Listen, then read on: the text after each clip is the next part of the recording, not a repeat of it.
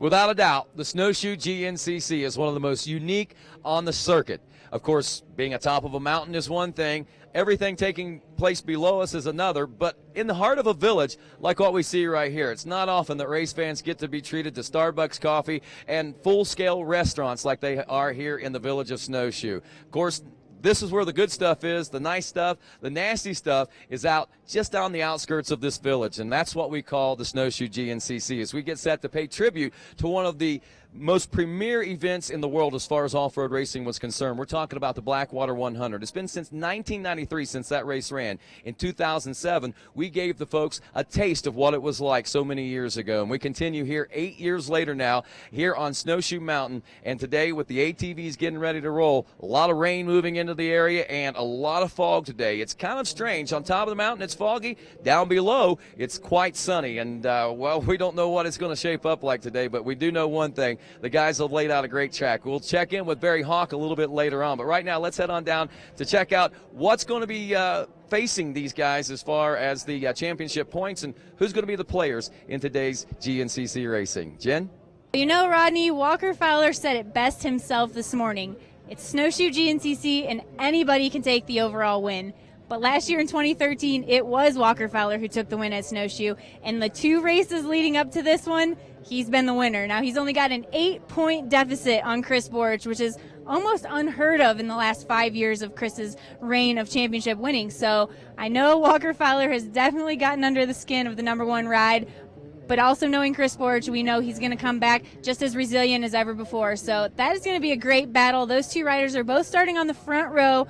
In addition to those top 5 guys in points, we've got a pretty talented row 2. We have riders like Brian Wolf, who is actually the 2009 and 2010 Snowshoe champ, the only rider here on the ATV side to win back-to-back here at America's toughest race. But we also have another 2-time winner at Snowshoe, and that's Adam McGill. Adam's racing here in his home state of West Virginia. We know he's going to be tough to beat here. Definitely keep our eyes on the 521 of Adam McGill. But we also have guys like Chris Bithell. Chris Bithell has been a little bit unfortunate in the mechanical department, but we know that guy is fast, and he's going to be running up front here as well. So we're going to keep an eye on those riders, but we also have the XT2 Pro-Am guys. Cole Richardson and the whole crew, they've been making their way up, so we're going to keep an eye on the number 15 of Cole Richardson, definitely Marshall Goings, he's been strong all season, and Fred Marley. So those guys are going to be ones to keep an eye on. Also, Marty Christofferson, don't forget him. He's been a solid podium contender here, but we just can't wait to get this racing underway. So Rodney, we're going to send it over to you and get today's lineup. And now down here on the starting line for the start of the Snowshoe GNCC, our 8th running here on Snowshoe Mountain, as we turn our attention down near turn number 1, where our top 10 are going to be lining up here in just a moment as we get set to introduce to the world the top 10 of our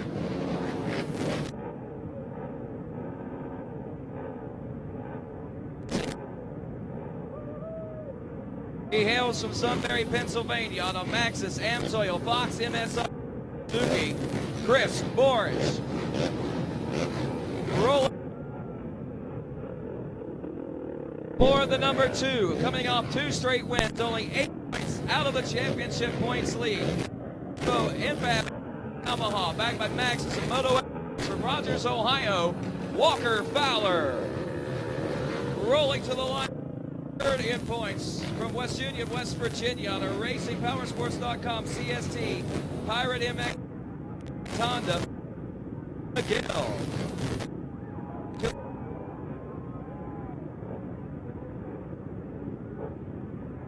EWT Racing JMR Racing Jared McClure. Point, he is your points leader, the X2 Pro-Am class. He hails out of Pennsylvania, riding aboard the number 15 Impro Yamaha, backed by Lone Star and Maxxis, Cole Richardson. Rolling to the line next, aboard the number 4 machine from Irwin, Pennsylvania, on a Precision Maxxis Tires back Suzuki, Chris Bithell. The line next, he is currently ranked 7th, riding aboard the number 9 from Bithell, Ohio, the rookie on the Dirtworks DC Cycles backed Honda, Bryson Neal. Going to the line next aboard the 341, a two-time winner of the Snowshoe GNCC. He rides on a GT Thunder-backed Honda out of Medina, Ohio, Brian Wall.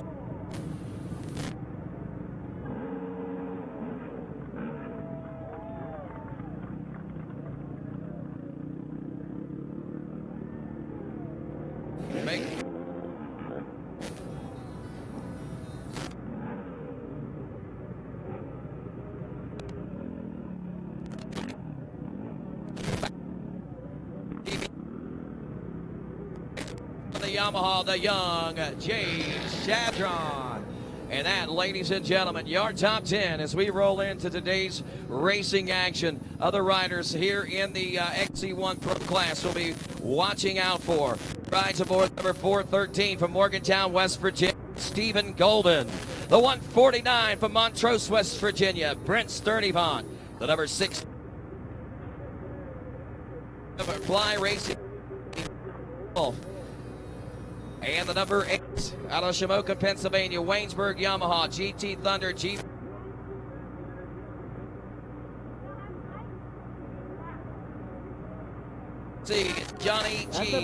Gallagher on the factory Yamaha, backed by GVC Tires and HMF.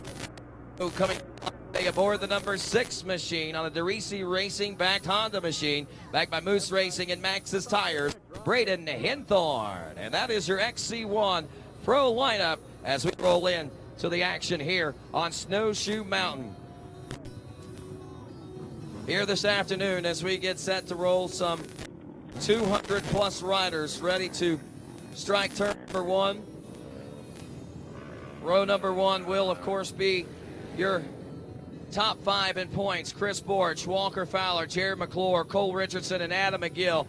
These riders, by the way, will be starting only about 10 seconds apart between each one of their starts today. Not your traditional GNCC start. And as we've been alluding to so many times, this is kind of our tribute to Blackwater. If you were a Blackwater racing fan and you know anything about GNCC and where it came from, then you know that we, of course, made our way here because of that particular race.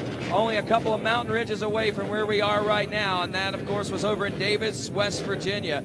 We started on the city streets down there in Davis, and today we keep that tradition alive here at Snowshoe as we begin our compression. We see Chris Borch and his dad down there getting ready to go. His dad's all pumped up. He wasn't able to be in Ohio. The race, and Chris Borch has come up short, but now that Big Joe is back in the house, will Chris Borch be able to control the situation as the anticipation begins to build? The hearts are starting to pound as this Snowshoe GNCC is getting set to take off. Another unique thing about this GNCC, it is a live engine start.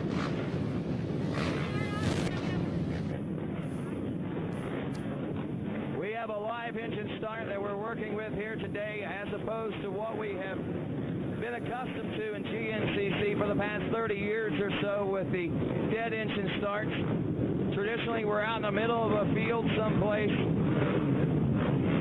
turning a small area of Mother Nature into a major metropolitan area for a matter of 3 or 4 days. But this weekend, we come high atop Snowshoe Mountain, where we get set to see the best of the best tackle some of the toughest terrain that they will face in their GNCC racing. All attention going to be turning down to Rick Towery, who is down near turn number 1 now as we look to see Ricky again. Only one time will we hear the 10-second call. 10 seconds! And row number 1 will get. Here's this Amsoil Snowshoe GNCC. No whole shot awards, but obviously the early lead will pay huge dividends as Walker Fowler and Chris Borch go side by side in turn 1, row 2.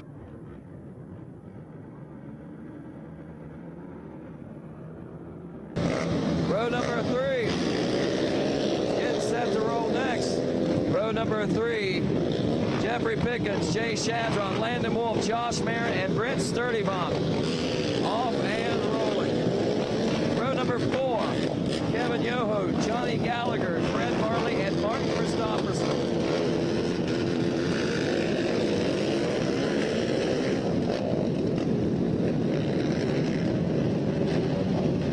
Our next row getting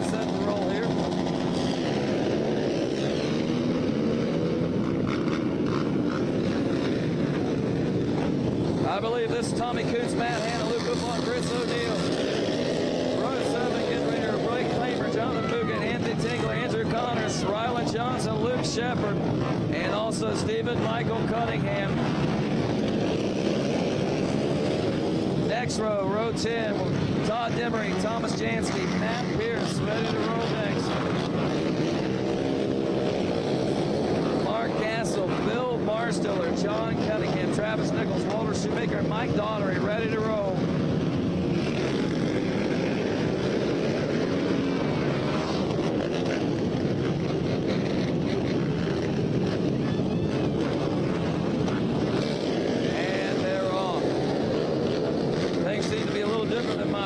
Right now, so trying to get into what's going on here with our riders on the starting line, so I apologize for that. But we see riders like Kevin McCohen, Blake Tornes, Levi Cohen, Bryce Knopps, Greg Cover. Now we got Clint Graff, Billy Hartman, Derek Vincent, Jacob Lever, Logan Walkman, Xander Off, Cameron Bruce, Christian Meyer, Grody McClung, Tristan Huffman, and Brad Cover ready to roll next.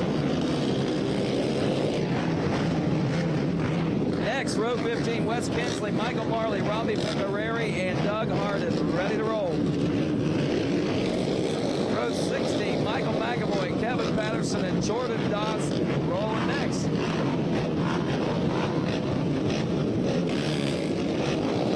Nathan Hornacek, Tommy Lyons, Austin Parks, Cole Williamson, and Matthew King.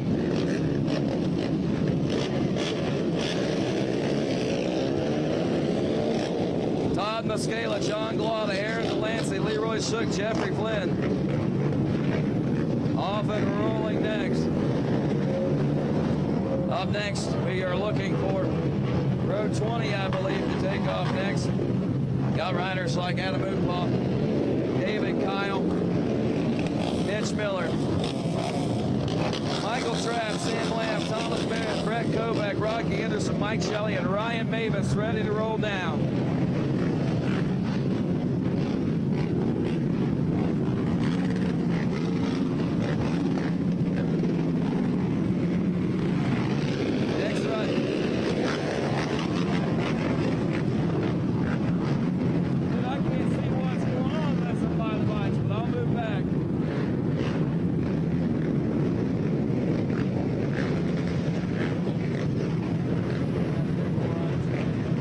Riders continuing to roll right here. We're talking about J.D. Brown, Brandon Eicher, Noah Landis, Scott Black, Brad Pearson, Corey Silverthorne, also Dylan Edwards, Dakota Pritt, Tyler Welch, Dustin Burkhammer, Michael Musey rolling here soon. Cole Smith, Michael Spalding, Jeffrey Hicksonbaugh, Nicholas Mastrelli, Angelo, Kyle Percy, and Hunter Grimes ready to roll. Justin Paul, Alan Blabo, Simon Bissell, and Chris Wittenberger.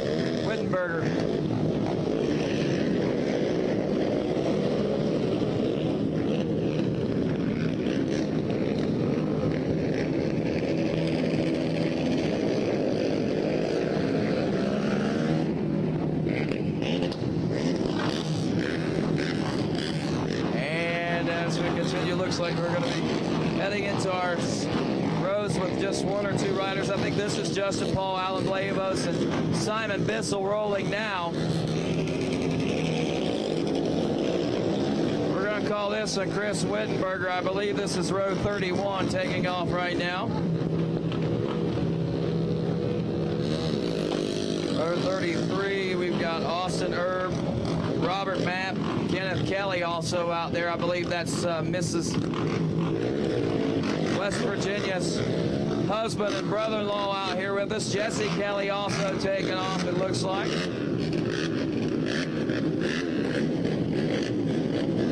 Daniel Ramsey and Jay Turner off and rolling next. Jason Dillon, Travis Jones, Zachary Lipscomb, row 38.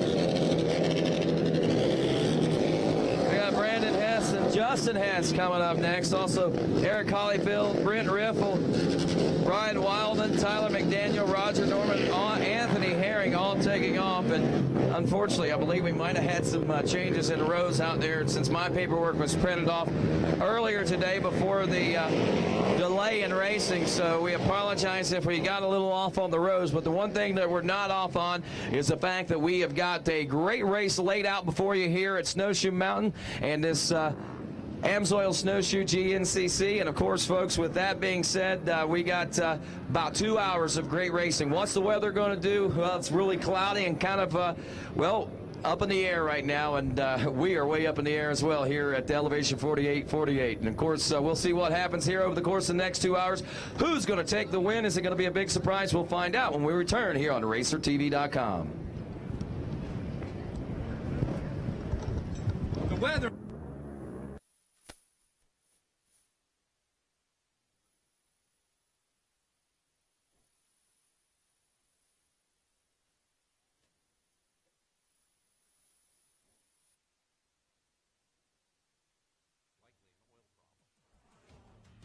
And they were correct. That was the issue. Instead of having to redesign the engine, I just had to do a better quality oil.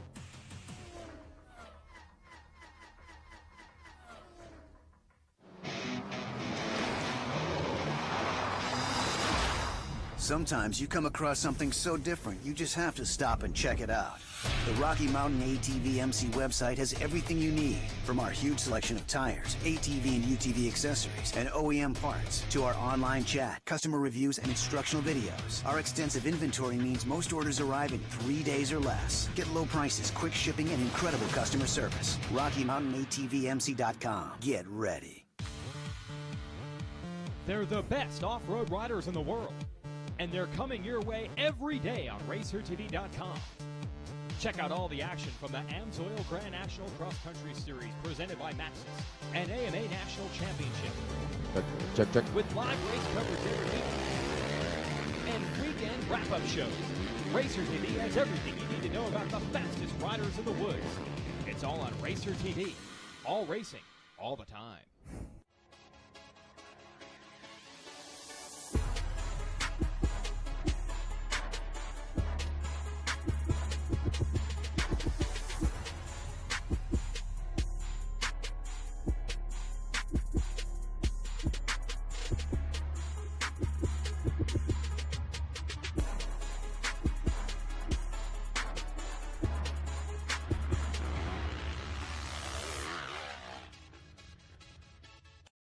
Your coolant.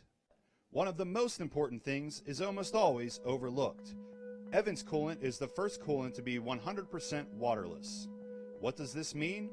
It means a higher boiling point to keep your bike running cooler. No hot spots, corrosion, or buildup on your engine to eliminate excess wear and tear, to save you money, and to make your engine run longer at peak performance. For more information, visit our new website, evanschooling.com.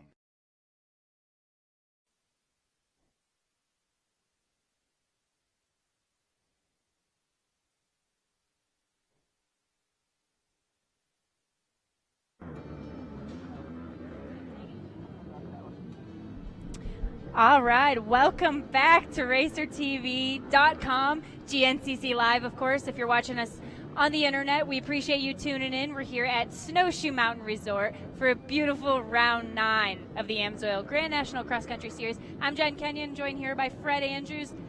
Fred, we're back here at Snowshoe once again. What do you think? Well, you know, we had a little bit of weather today. And these rocks are going to be a little more slippery. The side of the mountain's going to be a little bit muddy. But the thing I like about this place, Jen, is it's so unique. We get to start in the street. You know, all the other races we start in the dirt. Here we actually start in the middle of town. People come out of their rooms. They can look out their hotel windows, and we're starting in town on asphalt. It's really unique.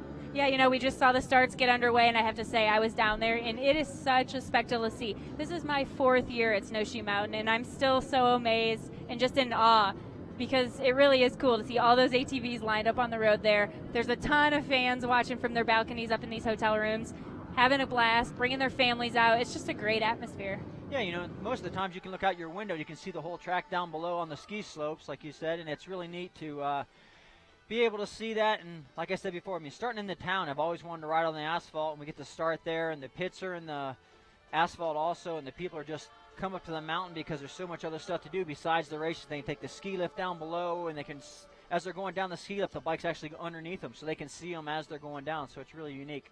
Yeah, you know, as much beautiful as there is here at Snowshoe, there's also a lot of treacherous racetrack out there. We're actually going to send it over to Barry Hawk, and we're going to see what these guys are up against out there.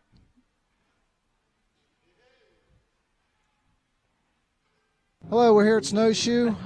It's really unique compared to other events we go to, other GNCC events, in that we actually have two separate tracks. We have an east side and a west side track here. When they take off the start, they are going to do the east side, which is where the 10 o'clock races went. And that side, Björn Hamrick laid out that entire side. I didn't get over there, but talking to him, he said there's quite a few mud holes down there, and I do know from the morning race here and the guys talk, there was a couple spots got really bad and he had to reroute part of the track. So, and there's always the infamous Howard hole, we call it. It's at the 1 mile marker.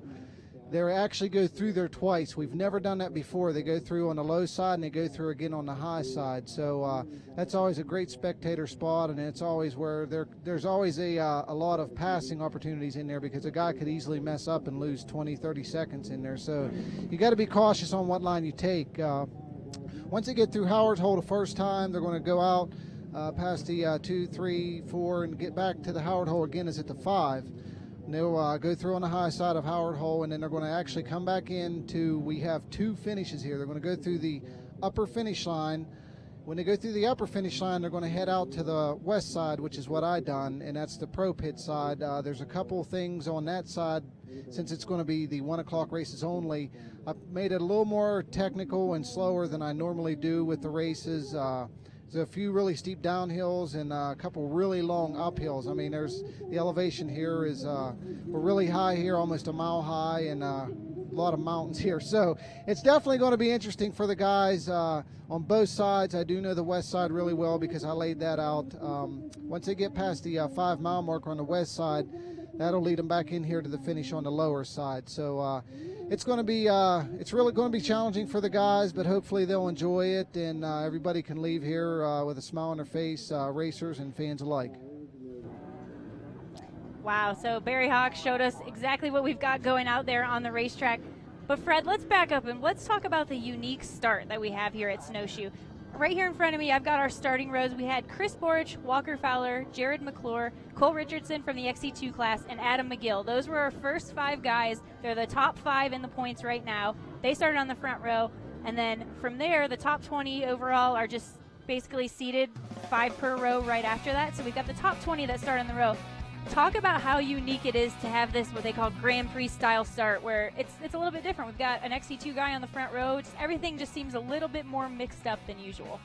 Yeah, you know, Jen, it's a little more mixed up because they're starting 5 in a row and you're going by the overall points. But also, you know, sometimes it's an advantage to be in the front row. But here at this facility, I would rather be in like your 2nd or 3rd row, because you kind of let those guys in the front find the bad spots and get stuck, and you're only 10 seconds behind, so then you can get around them. You know, and the unique part of it, you know, we get to start on the asphalt like we said, and everybody starts together, so there's no 1 minute gap where your guy can say, well, I would have done better if I could start with the XC1 guys. Well, now you are, so it brings all that to a head, and you really see who's the champ for the day. Yeah, and like, you know, a lot of times we see XC2 Pro-Am guys, especially here, they can come from behind. It's not quite as big of a time difference between rows, 10 seconds, but say you're in the 3rd row. So, you know, looking at the 3rd row, we've got Jeff Pickens, Jay Shadron, Landon Wolf, Josh Merritt, Brent Sturdivant. A lot of those guys could make their way up, and with the time adjustment, that would put them, 20 seconds behind that front row? If they catch that front row, they're already that much more ahead. So how much does that time adjustment play into it, or are we just kind of hyping up something that's not really there? No, the time adjustment is definitely a big deal, but my theory on it when I did it was the guys in the front, actually, they're kind of going slow and learning the track, where the guy in the 3rd row, they're probably with the leaders right now. Now the leaders are thinking, oh my gosh, those guys are right behind us, and they got 30 seconds. I got to get it, you know, I got to get going, I got to get moving and get ahead of them. So it's more of a mental game now than it is at a normal race. Yeah, and you know, Snowshoe, there's just so many different factors. We can't emphasize that enough. This is not really a normal round. There's just so much going on, so many different factors. Barry talked about the fact that we have 2 finish lines because we're actually racing on 2 different sides of the mountain, so that kind of adds a whole nother spin to it. And that always brings us to our podium predictions. We have $250 of AMSOIL money on the line here. But we want to know, who do you predict to be the top 3 overall finishers here today? All you need to do is hashtag GNCC Live. You don't have to be right, Fred. You don't have to have the magic 8 ball and know exactly what's going on. But we just want to see who you think it's going to be. And, you know, I think this is the one race where we're really not going to have an idea. We've got our front runners in our head, but sometimes it's not always them that gets in the top of the podium. Now, this track here is unique because you have to really take care of your equipment here. Usually these guys can race all out and not really have to worry about the track biting them. Well, here on this mountain, it's ready to bite them at any moment. They have to take care of their equipment, because if they don't take care of it, they're not going to make it to the finish. Where some guys, you know, they throw caution to the wind and they just go as fast as they can and hope their bikes can make it. So it's definitely not over till it's over on this one. That's right. You know, one guy comes to mind when you say that, and it's Brian Wolf. Yep. We all know it. We talk about it all the time. He's a 2-time winner at Snowshoe. Those are the 2 times that his bike stayed together, and he put it all together. Several years since then, Brian's gone really fast, and he's probably led the first half of the race, but something always happens, whether it's just, you know, a slight bump on a tree or a rock or something gnarly out there that grabs him, and he's one of those guys that he could either win or get towed back to his pits. Yeah, I talked to Brian Wolf actually this morning and talked to him a little bit and asked him how he was, if his bike was ready, and he said, "I've got it all glued together." So I'm not sure what that meant, but no, I think he's excited. He knows that, you know, this is like his claim to fame. This is his, like you said, Jen, win or lose race, and he's throwing caution to the wind. He wants to be in the front. Yeah, and, you know, he's on the second row, so he's just a little bit behind those leaders. He catches up to those guys. He battles with them. But it's not really Brian Wolf's style to just catch the leaders and try to play off them. He wants to pass those guys and check out early on. So it'll be interesting to see where these guys fall in here at the beginning. But for now, we're going to take a break, and we'll be back with some racing.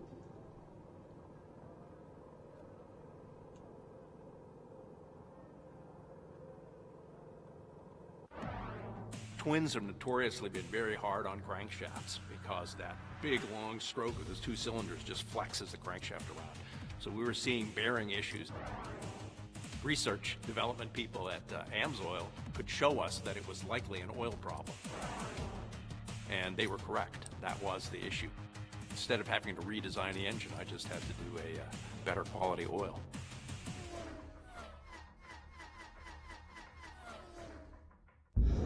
What do you call a machine that combines precision-engineered handling, industry-leading power, and a rider-focused design? We call it a Can-Am. From the essentials to fully loaded, you'll find that same combination in every ATV and side-by-side we build. And right now, get your own for as low as $149 a month. Can-Am, the ride says it all.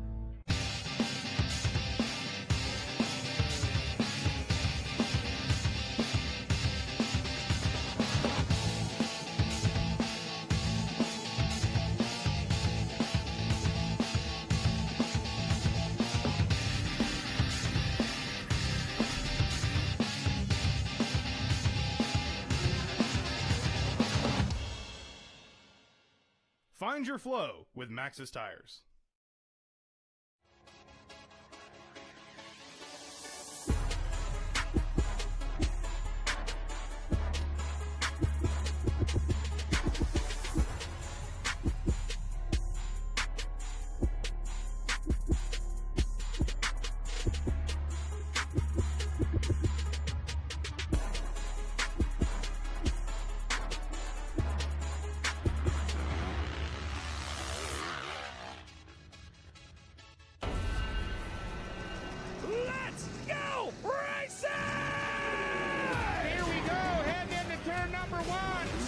Side they go. Can't he shut the door on him? Here he He's goes. got the momentum. Oh, my goodness. Watch all the action of the Lucas Oil Pro Motocross Championship on NBC, NBC Sports Network, and MAV TV. Buy your tickets for the Indiana National on August 16th at promotocross.com. Do you think you can move those boxes? Because they're in the shot. And we're back here at Snowshoe Mountain as round 9 of America's Premier Off-Road Racing Championship rolls here, and it's tribute race to the Blackwater 100. Rodney Tomlin along with Fred Andrews, Jen Kenyon out and about. And Fred, I tell you, looking out over this beautiful mountainscape right now, you could actually probably, if you look close enough, you might actually be able to see some of the original Blackwater terrain over there a few mountaintops away, believe it or not. Yeah, you know, Rodney, with that view, I mean, it just makes me want to get out there and go up down them ski lifts and see all the stuff that's happening out there, because right now I'm excited because I know the track's gnarly. I know they're out there battling, and we can't see anything on TV, but them ski lifts, when they go up and down there, they can see some stuff going on. And we'll have some more shots coming in from the outer belts here in just a little bit, but as always, it seems like we had some technical difficulties when the rain showers rolled in, so we had to make a couple of changes, and we'll have those shots coming up for you here in just a couple moments. But regardless, we've got a great battle staged here today as we take a look at this one already. You made mention 2-lap race, and I just want to kind of let folks in know what's going on. We've got two sides of the mountain, the east side and the west side. And basically they'll do a lap on one side and a lap on the other. Now, yeah, that's 2 laps, but here at Snowshoe, and for this particular purpose, we'll call that a 1 lap complete whenever they complete both sides of the mountain. We expect and anticipate them to run both sides of the mountain twice, so that would be technically a 2-lap race, I guess you could say. But it may go longer, it may go shorter. A lot of it's going to hinge on the conditions of the track, the times when they do come in. I know that the first time they came in and checked in when Brian Wolf and Walker Fowler were running the lead there on the end of the first lap, the short lap there, 5-minute 52-second lap for Brian Wolf. 3 seconds behind him was Walker Fowler. Chris Borich was less than a second back in the number 3 spot. And then Cole Richardson, who could be a big spoiler here today, getting to start on that front row, running in 4th place. And Marshall Goings, I believe, another rider that I may have missed in our top 10 there a little bit ago. But nonetheless, Goings, the 997 from Petersburg, Indiana, XC2 Pro-Am. 2nd place ride right now, but he's also one of the top riders as far as the top 10 overall. That's what we're starting these guys out at here at the Snowshoe GNCC. And Fred, talk a little bit about this. You could probably elaborate on this probably a little more than most. This, again, not a traditional GNCC start. We do it like we did at Davis back when we did the Blackwater, when you did the Blackwater. I unfortunately didn't get a chance to see any of that, but talk a little bit about the uniqueness of the start by comparison to what we know GNCC today and the advantages, the disadvantages, and so forth.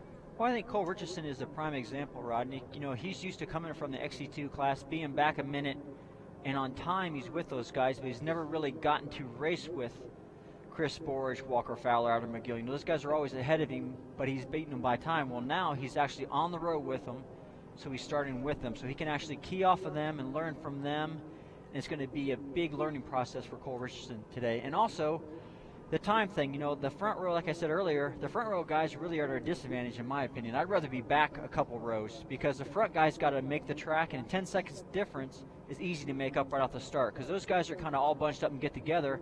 When they start going a little slow to figure out where they're going, well, then rows 2 and 3 catch up to them that very first lap. And then all of a sudden with time adjustment, you don't have to be in front of the guy. You could be 4 or 5 positions behind them as long as you're close in time. You could literally be leading the race. Correct, Rod. And then if I'm the guy leading, I'm look behind me and I see 10 or 15 guys behind me, all of a sudden I'm like, oh my gosh, I gotta beat these guys. I gotta get going faster.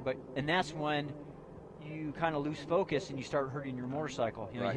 you hit that rock you wouldn't have hit if you weren't in such a hurry. And man, it's really a mind game. It is. And you know, talking about hitting that rock and so forth, and this particular race here at Snowshoe, traditionally, if you followed along in the results with the ATVs, you know that Brian Wolf is one of those guys that is always, well, he's a 2-time winner here. Number one, he came from the XC2 Pro-Am class twice and won the overall here. Secondly is the fact that I think he's led about every Snowshoe GNCC since he started in the XC2 Pro-Am class.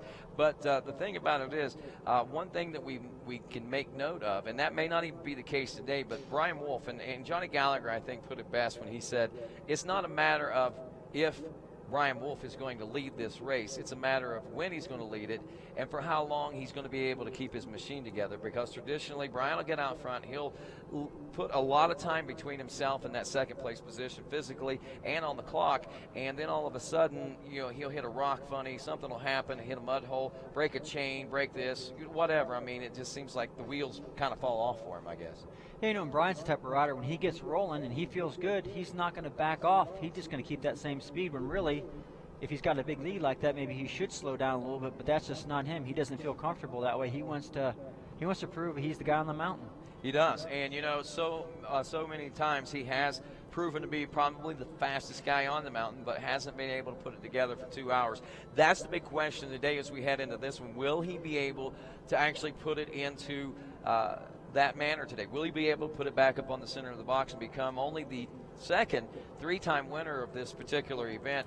David Knight, the only rider to actually win this event more than twice, and he did that 3 years in a row. I think it was something like 07, 08, and 09 he was able to do that. And I know that Brian, he took a couple of wins back-to-back around that time also, and he's looking for his third win.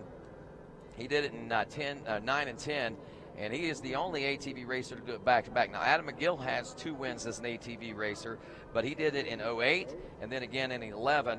And one thing to point out about Adam McGill, he is the only natural-born West Virginian to win a snowshoe, by God. Actually, talking about Adam McGill. We did have a chance to catch up with him before the race got underway this weekend. Yeah, we're at Snowshoe this weekend. Looking for a good race. Track looks really well. Just got done walking it today, and it's going to have some wet stuff. Going to have some really tough technical sections, but you know, I'm West Virginia born and bred. I think we'll have a good chance of winning this thing tomorrow. So, I mean, I'm 2-time snowshoe champion. I like it here a lot. It's close to home. Like I said, I'm born and bred West Virginia, so hoping to come out here and get a good start. Right up front, I know the start's a little different than what it has been the past couple races, so just stay in the top 5, stay in the hunt all day, and make passes where you can. There's a lot of lines out here, a lot of technical stuff. So if we can just keep this Honda moving, you know, I think we'll be all right. So we'll just see what happens at the end of the race. Well, if anything, Fred, I know he comes into this one with a lot of confidence, and rightfully so. I mean, he's had some good performances this year, and he's just looking for that break, that big break that he needs here in 2014 that doesn't seem to have come along just yet. Yeah, you know, too, when he was talking with that interview, that was yesterday before it rained, because it was real sunny out. So I don't believe that was from today. So the track's even going to be even muddier than when he went through it. And, you know, with a mountain like that, you know, all that water, we're on top, so it's got to be running downhill. We've got them sides cut in where the mud holes were, and, man, they're going to be really deep. And Adam, you know, he just needs that one race, his one break. You know, that could be today. It could be, and to get that momentum going into the break like that, this is a good time to take a race win, because we're going to have at least 2 months or so, maybe even a little longer, for these guys to sit and think about this. And as they always say, you're only as good as your last race, and if you can come away with this a win, you're going to be a winner all summer long. Yeah, sure. I'm not sure. I think we got somebody coming to finish here. I think we do. I think our leaders are starting to come in now. This is this will be the completion of the first full lap. Technically, it will say 2 laps if you're following along with timing and scoring. Walker Fowler leading this one physically right now. Again, we're talking physically, but look at this. When we saw him coming through the chicanes right here, he was actually – nobody was in sight behind him, but again, time adjustment may tell a little bit different story. We're saying right now that Brian Wolf has the lead, but that could be changing as we roll into lap 3, or technically lap 1 here at Snowshoe, however you want to break it down. We're going to say lap 3 on the screen, that way it doesn't confuse folks back home when they're watching timing and scoring and saying we're a lap behind. But a little over 29 minutes into this race now, and now Chris Borich has checked in. Adam McGill has checked in. 25.4 seconds is the gap between Fowler and Borich. McGill another 9 seconds back. And already, Fred, look at this. Walker Fowler doing exactly what he did in Ohio a couple weeks ago. Doing what he did or tried to do early in the race. It took him a little while, but he got up to the front. The race before that, Masontown, West Virginia. So amazingly, Walker Fowler is picking up basically right where he left off 2 weeks ago, and where he left off 2 weeks before that. But talk about momentum, man. This kid has got it going on right now, it looks like. Well, Rodney, too, and I think, he's gone out front, and he's put some time in between himself and Chris Borch, and he's won, so he's not going to change his game plan at all. That's been working for him, that's his strategy, and that's what he's looking like he wants to do here today. No doubt, and one thing that I know about Walker, he didn't come in here, he wasn't touting that I'm going to win, I'm going to do this, I'm going to do that.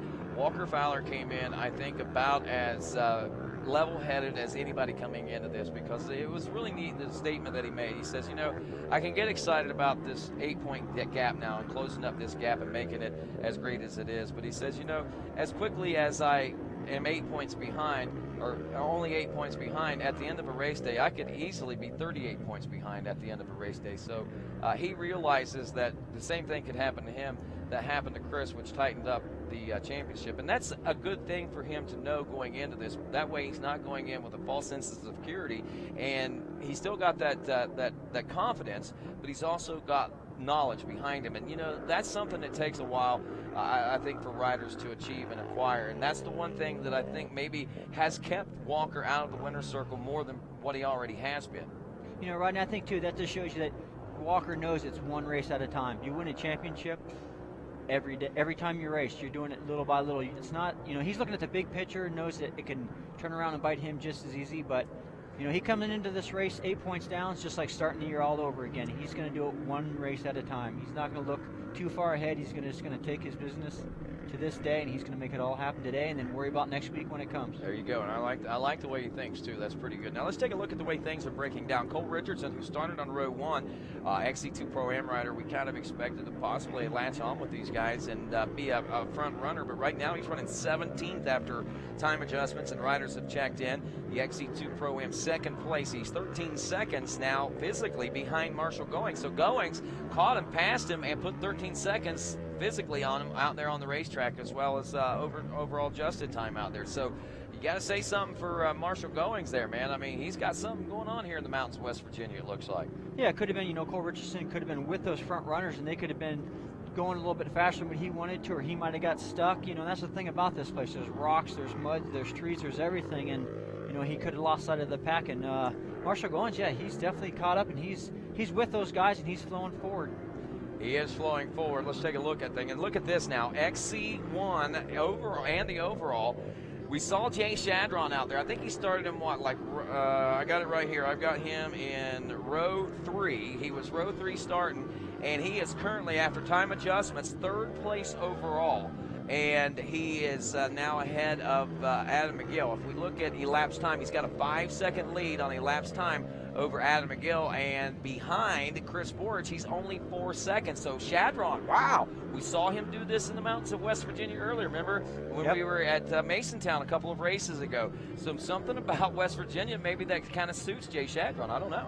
That goes to show you too, Rodney. Like we said, he started in the 3rd row, and he could pick his way. Maybe the other guys got stuck, and he got through the pack quicker than usual. And then you're right, he may be a West Virginia. Is that where he's from? No, actually, I believe he's from Pennsylvania, if memory serves me correct. Actually, I know he's from PA. He's from Mount Pleasant, over by Waynesburg. It's not far from West Virginia, though. If you go straight up I-79, if you go out here and hit the interstate, he's not far away. So, in reality, he might be more accustomed and acquainted with these types of races. Yeah, exactly. Rocks in the hills do him well.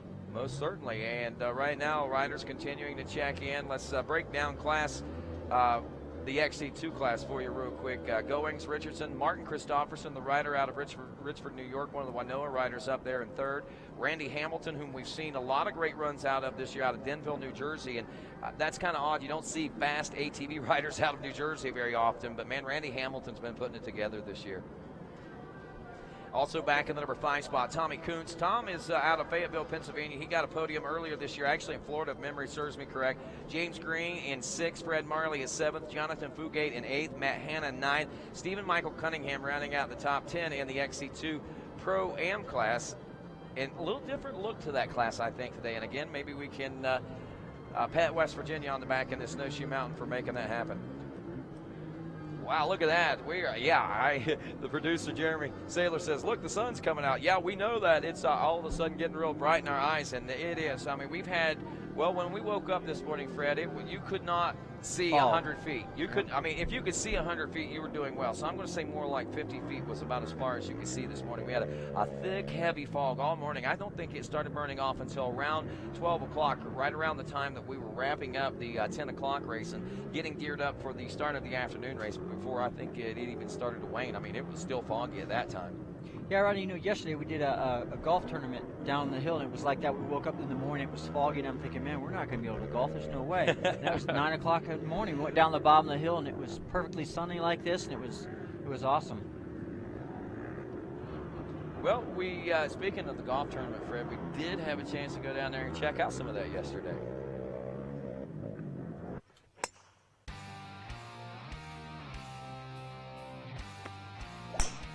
All right, we're out here at Raven Golf Club for the ISD fundraiser. Christy and everybody from KTM put together this to raise some money for ISDE and get us over there, so hopefully we can go after another great finish.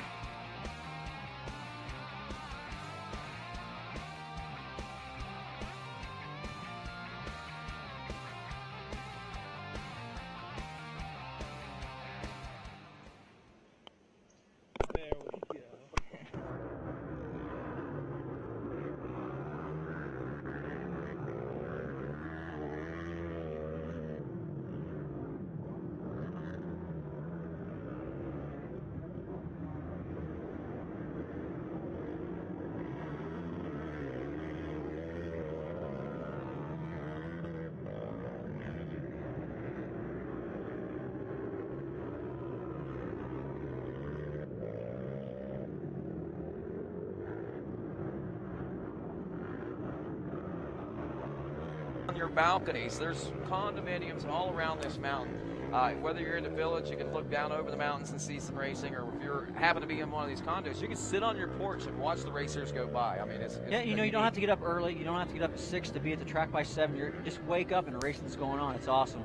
I love it here. There's no doubt about that. As we continue to roll along, we are now about 37 minutes, working on 37 minutes into this race, and there we are hitting 37 now. You know, we had a lot more racing earlier this morning. We had some youth racing. We had 10 o'clock racing, and I think that we had some pretty exciting things that took place out there. You know, when we come to Snowshoe, there's always these different things that take place, Fred. The terrain, for one. This year, not only terrain, throw in the rain, and you've got a mixture of mud and rocks out there, and it becomes quite a bit of a challenge for our riders. And we had a great youth battle this morning, and we caught up with our winner, little Turbo Timmy, earlier this morning. We're here with today's youth overall winner, Timmy Soroka. Timmy, you are kind of a short guy. I actually have to kneel down to interview. Did that have any effect there on the track? No. No, you've got a big smile on your face. Tell us about the track conditions out there. Your bike looks a little bit muddy, but this is your first win here in GNCC this year. Yeah, it's awesome. Track out there, it started getting bad towards the end. Like down in the mud holes, there's people pointing lines, a bunch of lines. Lappers got bad. So how did you get around all the lappers? What was your secret out there? Well, they actually moved for me, but we just waited till we got out into the open part and pass them. So does it feel pretty good to get your first win of the season here at Snowshoe? Yes. All right, well, congratulations, bud. Thank you. Turbo Timmy, and I tell you what, he is a little guy. I know Jen alluded to that, but seeing him stand on the podium, by comparison, you were like, wow, man, this kid is really putting in some hard work to be able to beat these taller kids like that out there. But man, Turbo Timmy is what they're calling him. I mean, this kid's gotten on the podium a couple times, but congratulations, Tim Soroka, on your first overall youth race win. You know, one of the nice things he was talking about, riding, that people can actually take the ski lift down the mountain. They can walk up the hill just a little bit, and right there's all the mud holes. Yep. Then they can go back down, get on the ski lift, and come back up to the top of the mountain and see some more racing. So it's really neat how everything is just so close and easy here. Yeah, and I like it too because, yeah, you got those mud holes and all those cool things, some of the more technical stuff at the bottom of the mountain. And then on the way up, if you're riding the ski lift, they actually go underneath you a couple of different times. So, I mean, you get a chance to see quite a bit of the racetrack from the ski slopes themselves. Racing continuing here, Fred. We're almost a little over 39 minutes into this. Walker Fowler still, at last check, was your leader. I'm going to get on the radio here in just a moment and see if we can't call Bjorn or Barry or Jeff Russell or somebody and give us at least some audio updates on what's taking place out there. But as you can see, these riders coming in, you know, we talk about the rain and it's cloudy up here on the hill. The sun did come out for like 30 seconds.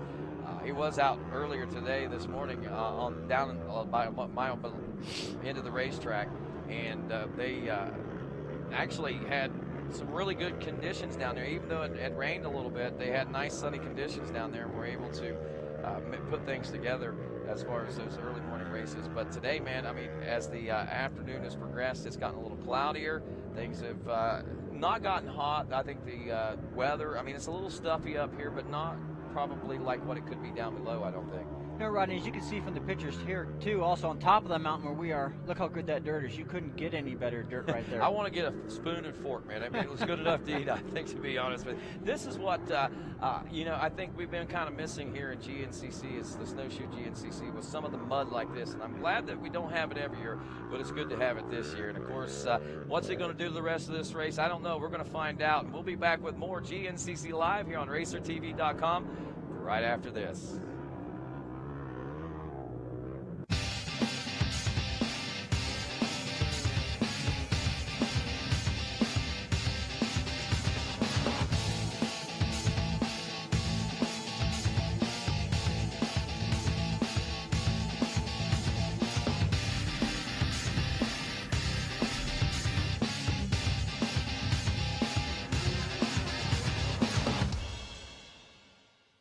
Find your flow with Maxxis Tires.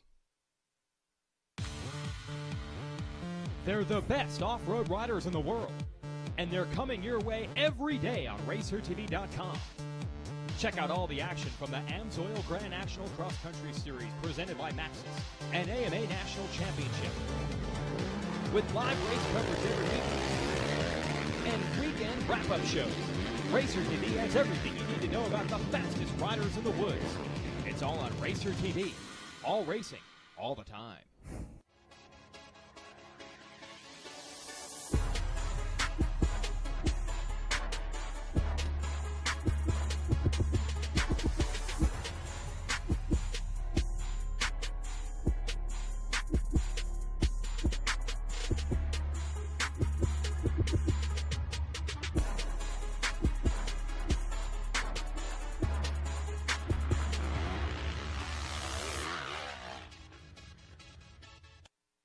Your coolant.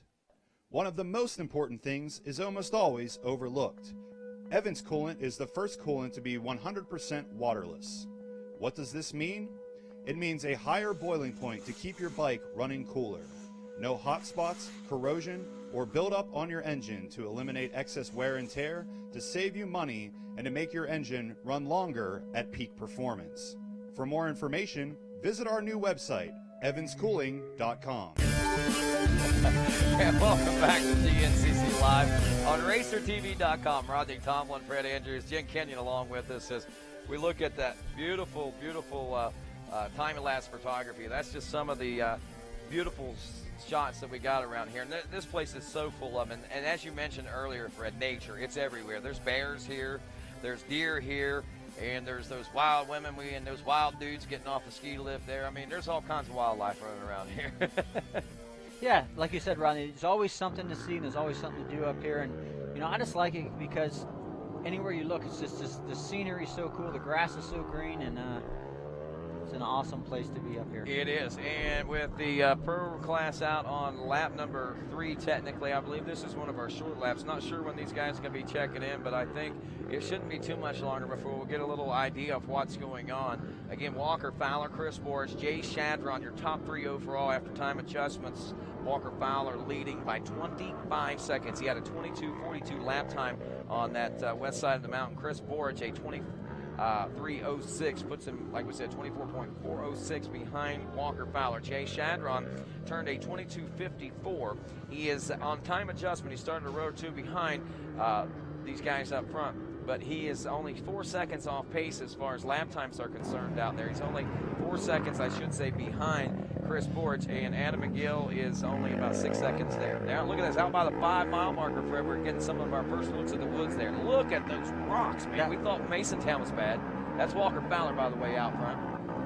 And then there's big giant shell rocks, Rodney. Those things just want to eat your tires up, just, you know, cut the knobs off them. And man, Walker, I cannot believe Walker stretched the lead out this far on the first lap. It's amazing, and you can see the differences. And we got a nice open trail, and you're going to see some footage we got here later on for some Blackwater, I think. But anyway, this right here, just a wet trail, nothing really major about that. But then he took that hard right, and he went up into that wood section, like you said, the shell, the rock. I mean, it's all there. And like in Masontown, especially with the conditions the way they are right now, Fred, there's a good possibility that those rocks are going to grow and get bigger, it seems. Oh, for sure. When the more they go up there, the dirt's going to come out from in between them. And rocks are definitely going to grow. It only takes like one guy, Roddy, to make a little, you know, have a little hiccup right there.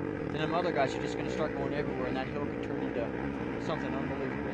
No doubt. It's our second and third place riders coming through. I believe we've seen Borge and McKill. This is more typical racing than I thought it would be, Rodney. I thought these guys would be closer together the first lap, just kind of making sure they can get through and settling in. Where, you know, Walker Fowler doesn't want anything to do with that. He wants to get out front, and he's just going to put the hammer down and put it to him. There he is. I know. That's kind of like what we've seen him do in the XC2 Pro-Am days. That's what we've seen him do every time that he's won a race. It seems like, Fred, that's the way he does it. He gets out there and he puts that hammer down and just goes into checkout mode. Watching these riders, you know, unfortunately I can't see a lot of the numbers and some of the gear I didn't catch these riders were wearing whenever they started the race today. But as the race wears on, hopefully we'll be able to be a little more tuned into what's going on there. Yeah, I don't know if you saw, Rodney, like coming up the hill and those three quads went up the hill, the guy in the front kicked up a rock and it was actually rolling down the hill at the next guy. So that's something I forgot all about, having to watch out for the big rocks flying at you. You know, on the straightaways you can do with a little like pebbles and stuff, and man, these guys are climbing mountains and these are real rocks. Yeah, can you imagine getting one dislodged at the front and being at the bottom and that thing coming at you? That thing has some speed coming. It could probably break an A-arm or at least scare, man, that's for sure. There comes, is that the 6? That's Braden Henthorne. Henthorne is out. He doesn't have any mud on that front bumper, it doesn't look like that. Henthorne, as we look at his ride here early on, we see that he is 12th place in the XC1 Pro class.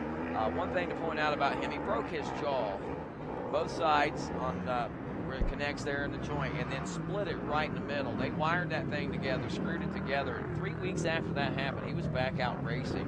And he's raced every race since then, and he's progressively gotten better and stronger. And he said he wasn't expecting to set the world on fire, but he did hope and expected to better his results today than what he saw there a couple of weeks ago even, and even the time before that when we were in Masontown. And for him to put himself through that grueling kind of racing after only 3 weeks of breaking that jaw, man, that kid is tougher than nails, there's no doubt about it. Yeah, too, Rodney, I think that also shows how much he enjoys riding his quad. You know, he's not going to let the, I mean, breaking your jaw is a huge thing, but he still thinks, you know, he wants to go out there and still have fun and ride around and enjoy riding. And, you know, that's why we all do this. You know, is that our new leader in the XC2 Pro-Am class, possibly? I seen the 564. That's Marty Christopherson, the Wainoa rider out of Richford, New York. I got acquainted with he and his father this past January, and they were talking about how they were going to come and they were going to dedicate a good portion of, well, the whole season to GNCC and Wainoa racing, and this kid has been on fire, man. I mean, we've seen him on the podium a couple of different times, and here in West Virginia, I didn't catch whether or not there was a couple of guys ahead of him in this class, but I mean, he is third place, at least at the end of that second lap, and he was some 37 seconds down, so to say that he might be still running, or he might have moved into the lead, kind of maybe a little bit far-fetched at this point. But one thing to point out, have you seen anybody since he went through? Look at the gap in this field here. I mean, we're talking the first 4 rows, 3 or 4 rows that have gone through, and there's a ways back to the next plot of riders. There's Randy Hamilton checking in. He's XC2 Pro-Am rider.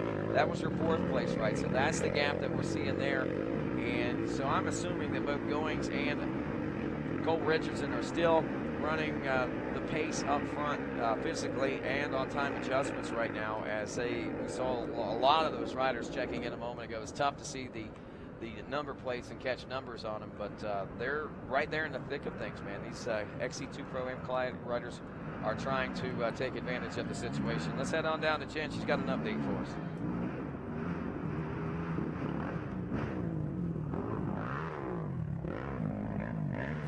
Yeah, That's right, guys. I'm down here by the finish line, and all the teams are getting ready and set to do fueling. Now, here at Snowshoe, since the track is so long and they run on both sides of the mountain, we go a little bit out of the regular rules, which state that the pro riders can only pit from pro row. So we've got the teams down here. I see the Yamaha pit room and the Chris Borch pits. They've got their fuel tanks ready. So as soon as those guys come and check through the finish line, they're actually going to stop and pit down here.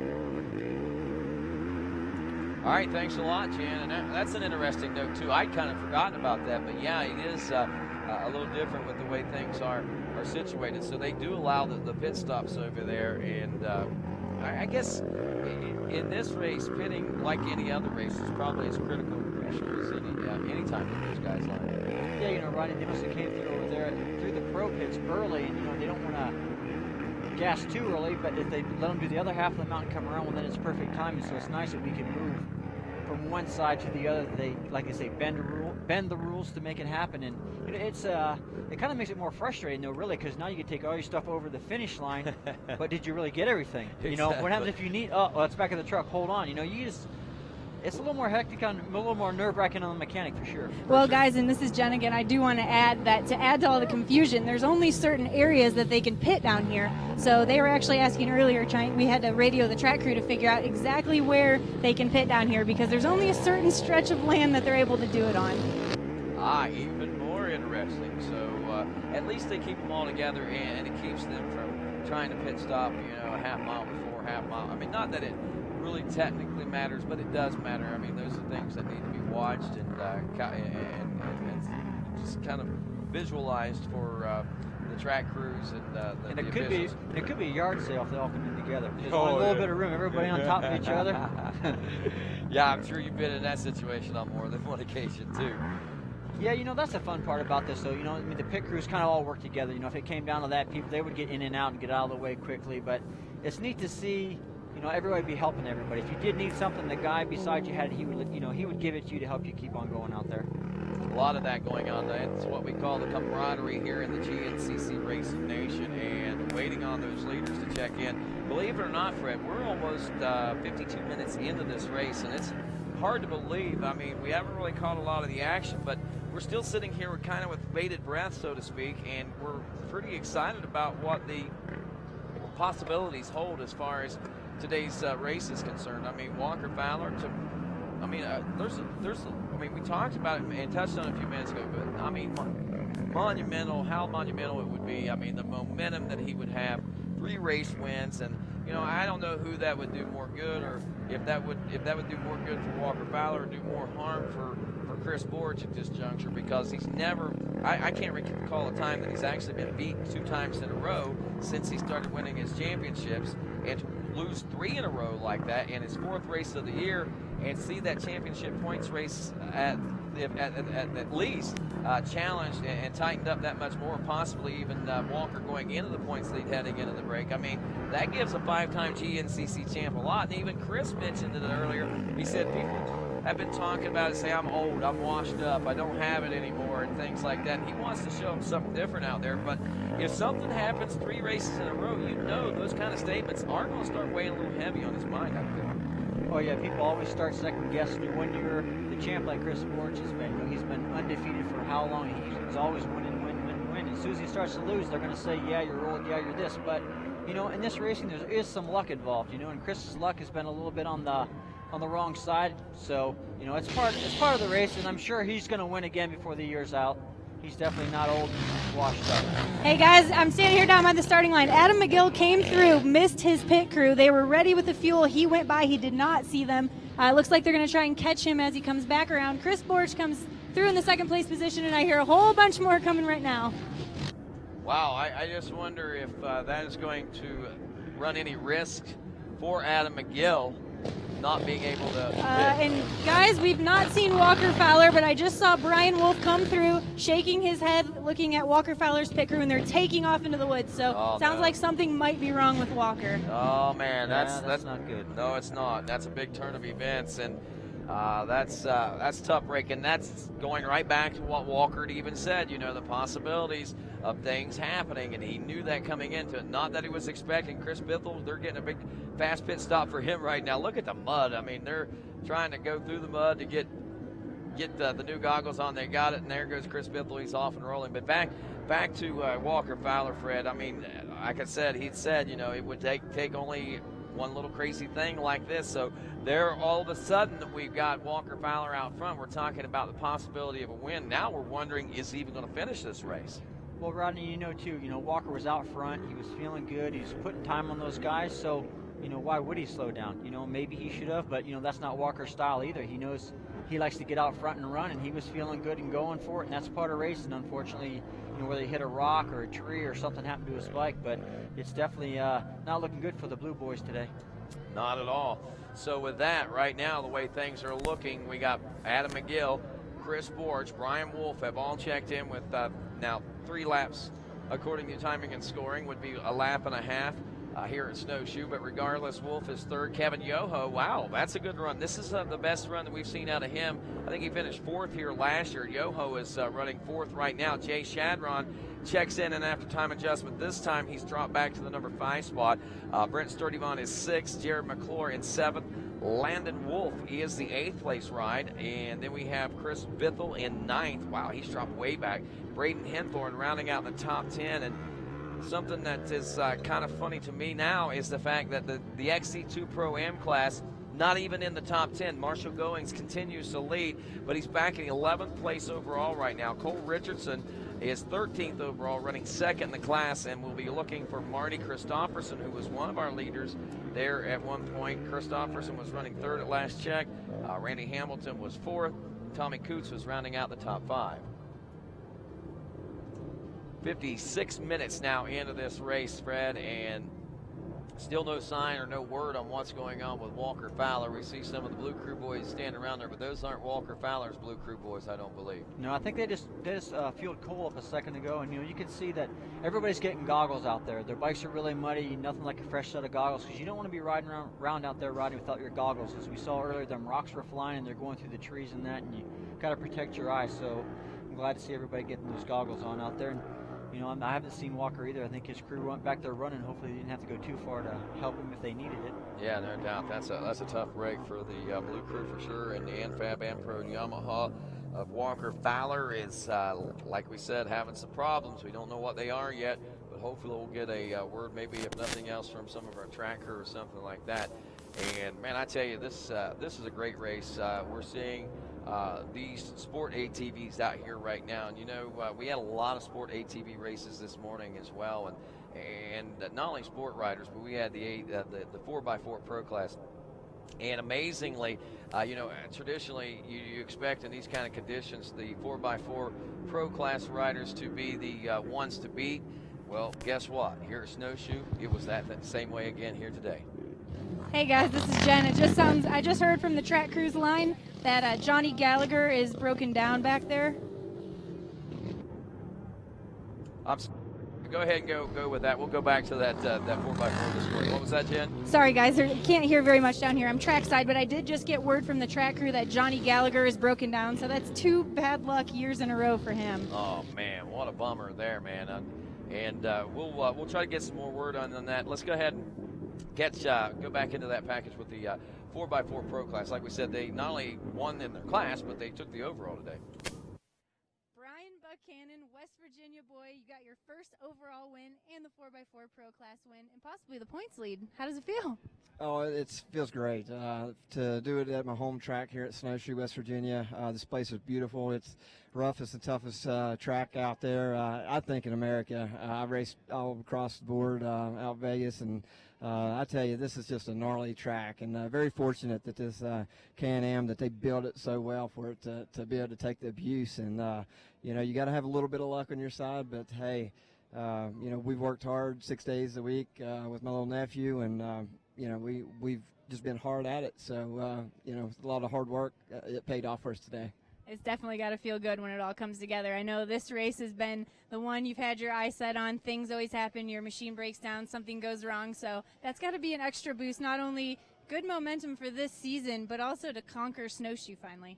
Yeah. You go into every race wanting to win it, but you always have your favorites. I try not to ever have a track I don't like. I don't like negative, way of thinking. But I tell you what, I've I've finished overall second and third here, but I've never overalled the whole podium. So super pumped about it, and it's just a great place. And I'll be honest with you, I'm still in shock.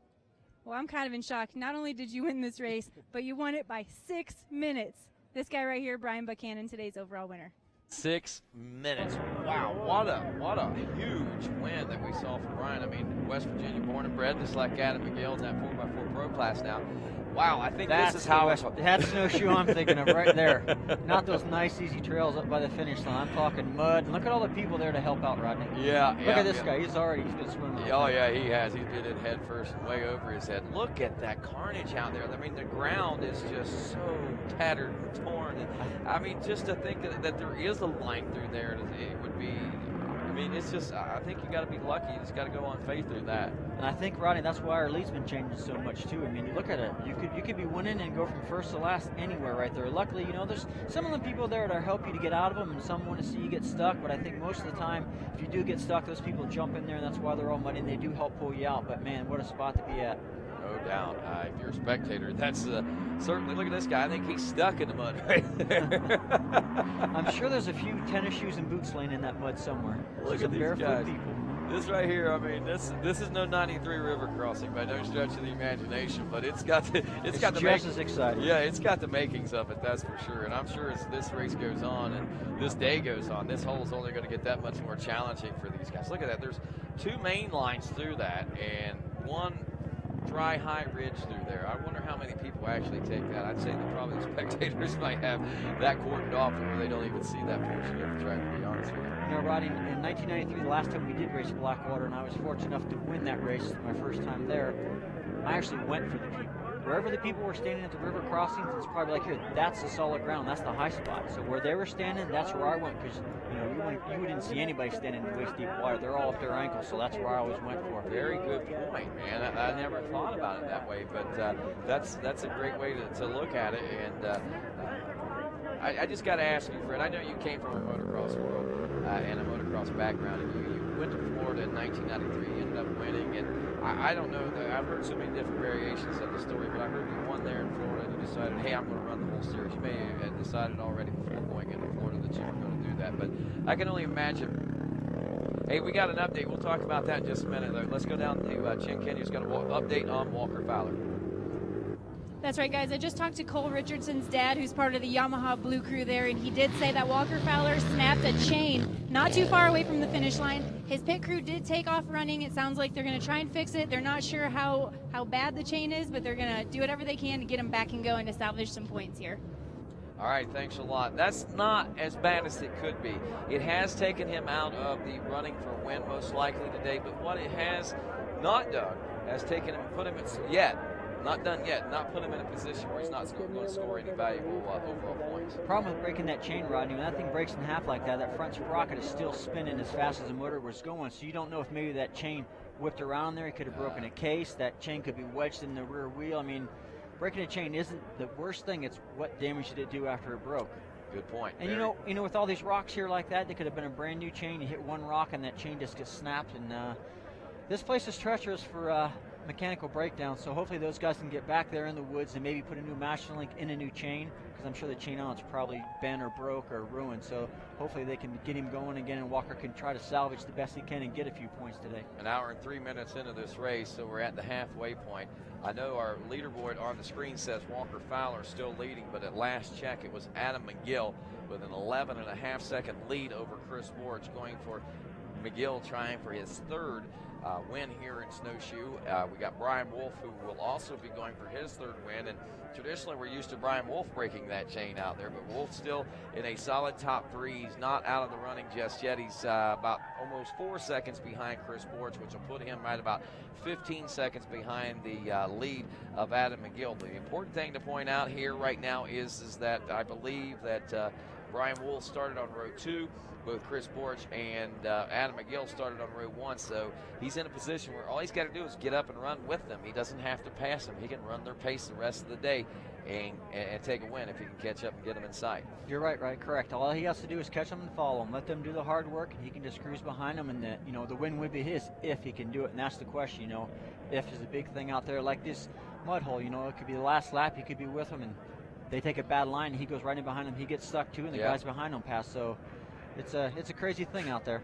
Man, talk about a mud bath. That girl right there. This right here, I think. Some people pay good money for that. Exactly. She's getting it for free in the side of West Virginia We've mountains. got here in this luxurious resort of Snowshoe. We've got spas, Free mud baths, and stuff. Well, we got them free down at Howard's Hole, man, and pretty unique how Howard's Hole came into being. We'll talk a little bit about that in just a little bit. But I was going to ask you a question there, if I remember right, just a few moments ago, Fred. And I was talking about you starting the season. What was it like? Now, first, clear me up. Were you planning on running the 93 season, or was that just something that came into being once you won down in Florida? Well, my brother actually raced a year before against Scott Summers in the pro class, and he got a couple seconds to Scott and never did beat him. And my brother hurt his knees bad enough where he couldn't ride anymore. So I was kind of at the end of my motocross career, and I said, you know what?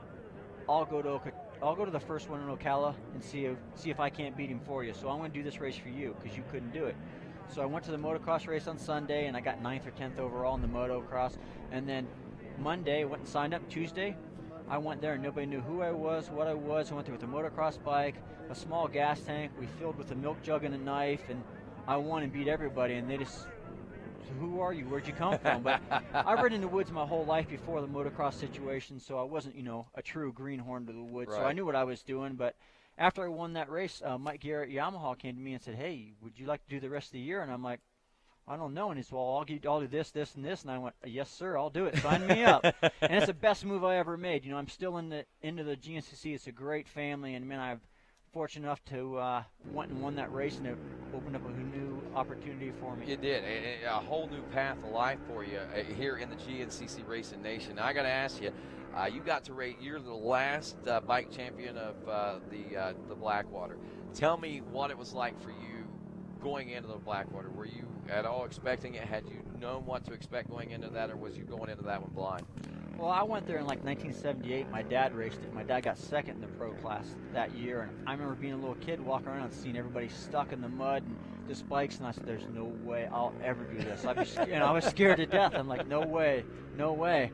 Well, then 1993 came, and that was part of the GNC series, and we had to do it. And like you see here, we got to start in the street, and it'd be, that's going to be great, and people lined up, and unfortunately, there's cars and bikes driving down the same trail you were racing on. It was the craziest thing you've ever seen. And, Big Dave had this dream of making this come true for everybody, and it was great. And like I said, I went there not knowing what to expect, but I was still thinking about when I was a little kid, thinking, man, I hope I'll never break down or get stuck. And, it was just, you went through big power lines, you went through mud, moon rocks, it had everything. And no matter where you were, you saw somebody rooting you on.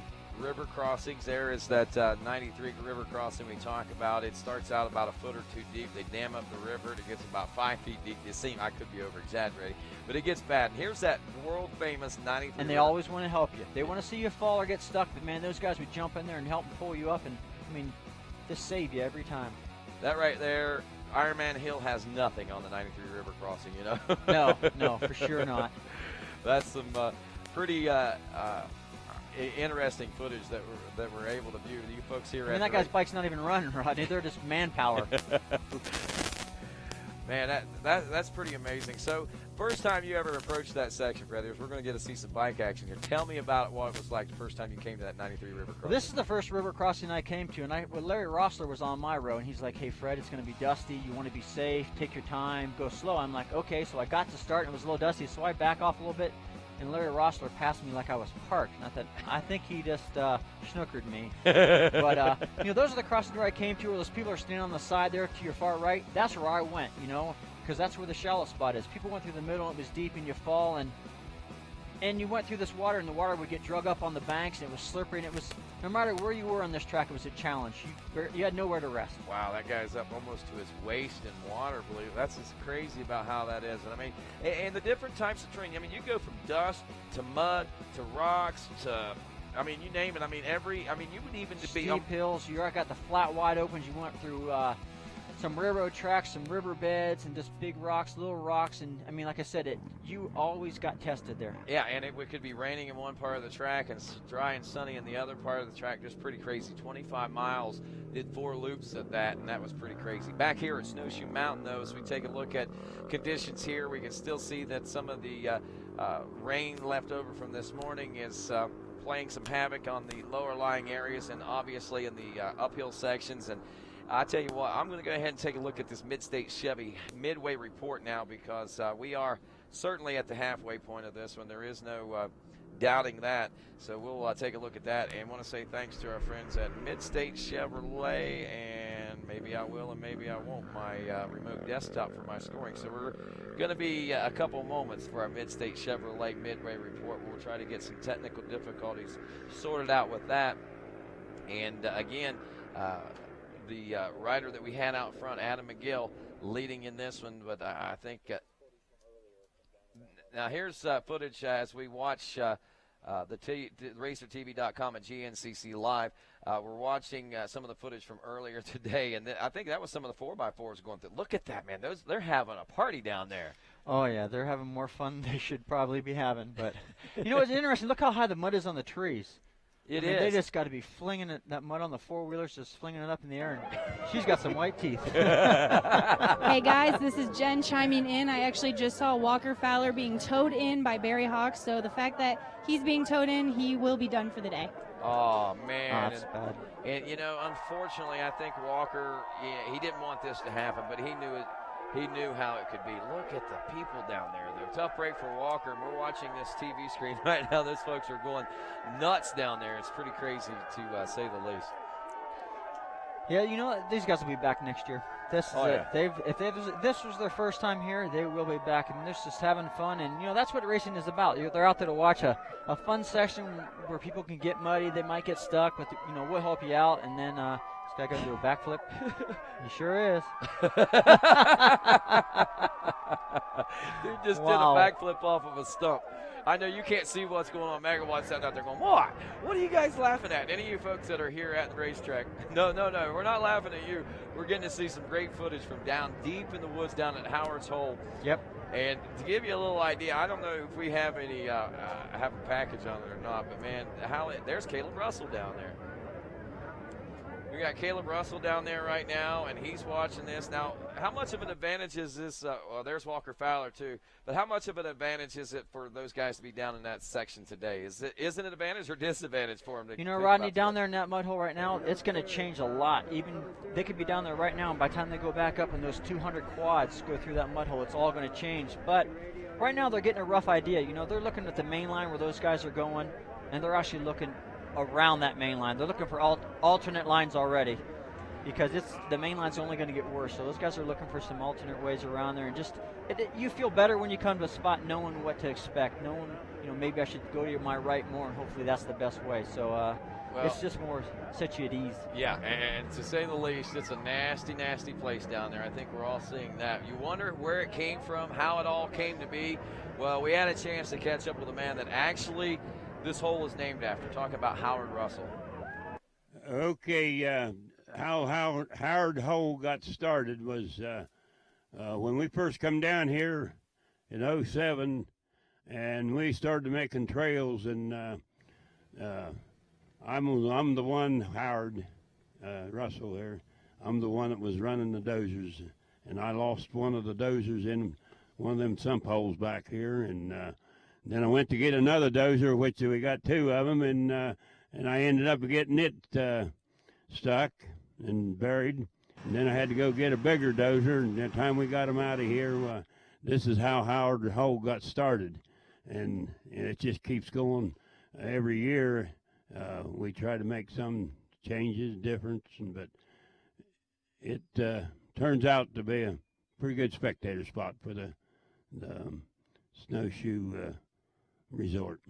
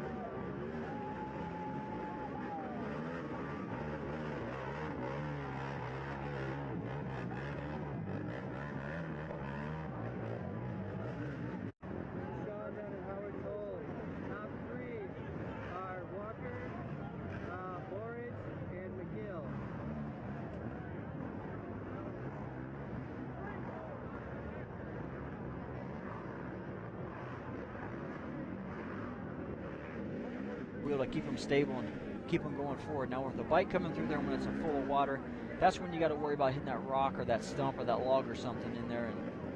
And these four-wheel guys seem like they're having no problem getting through here right now. You know, some of them too, they start to lean back to put a little more weight to the back of the bike, get some more traction, and wheelie on out. And if they don't, like this guy here, these guys, the mud fleas, are just in there happy to help pull them out. Wow, I'm telling you, man, like you say, high sides, rocks, ruts, this, that, good mud baths, therapeutic, whatever you want to say, man. I tell you, everything, you can get everything here at Snowshoe.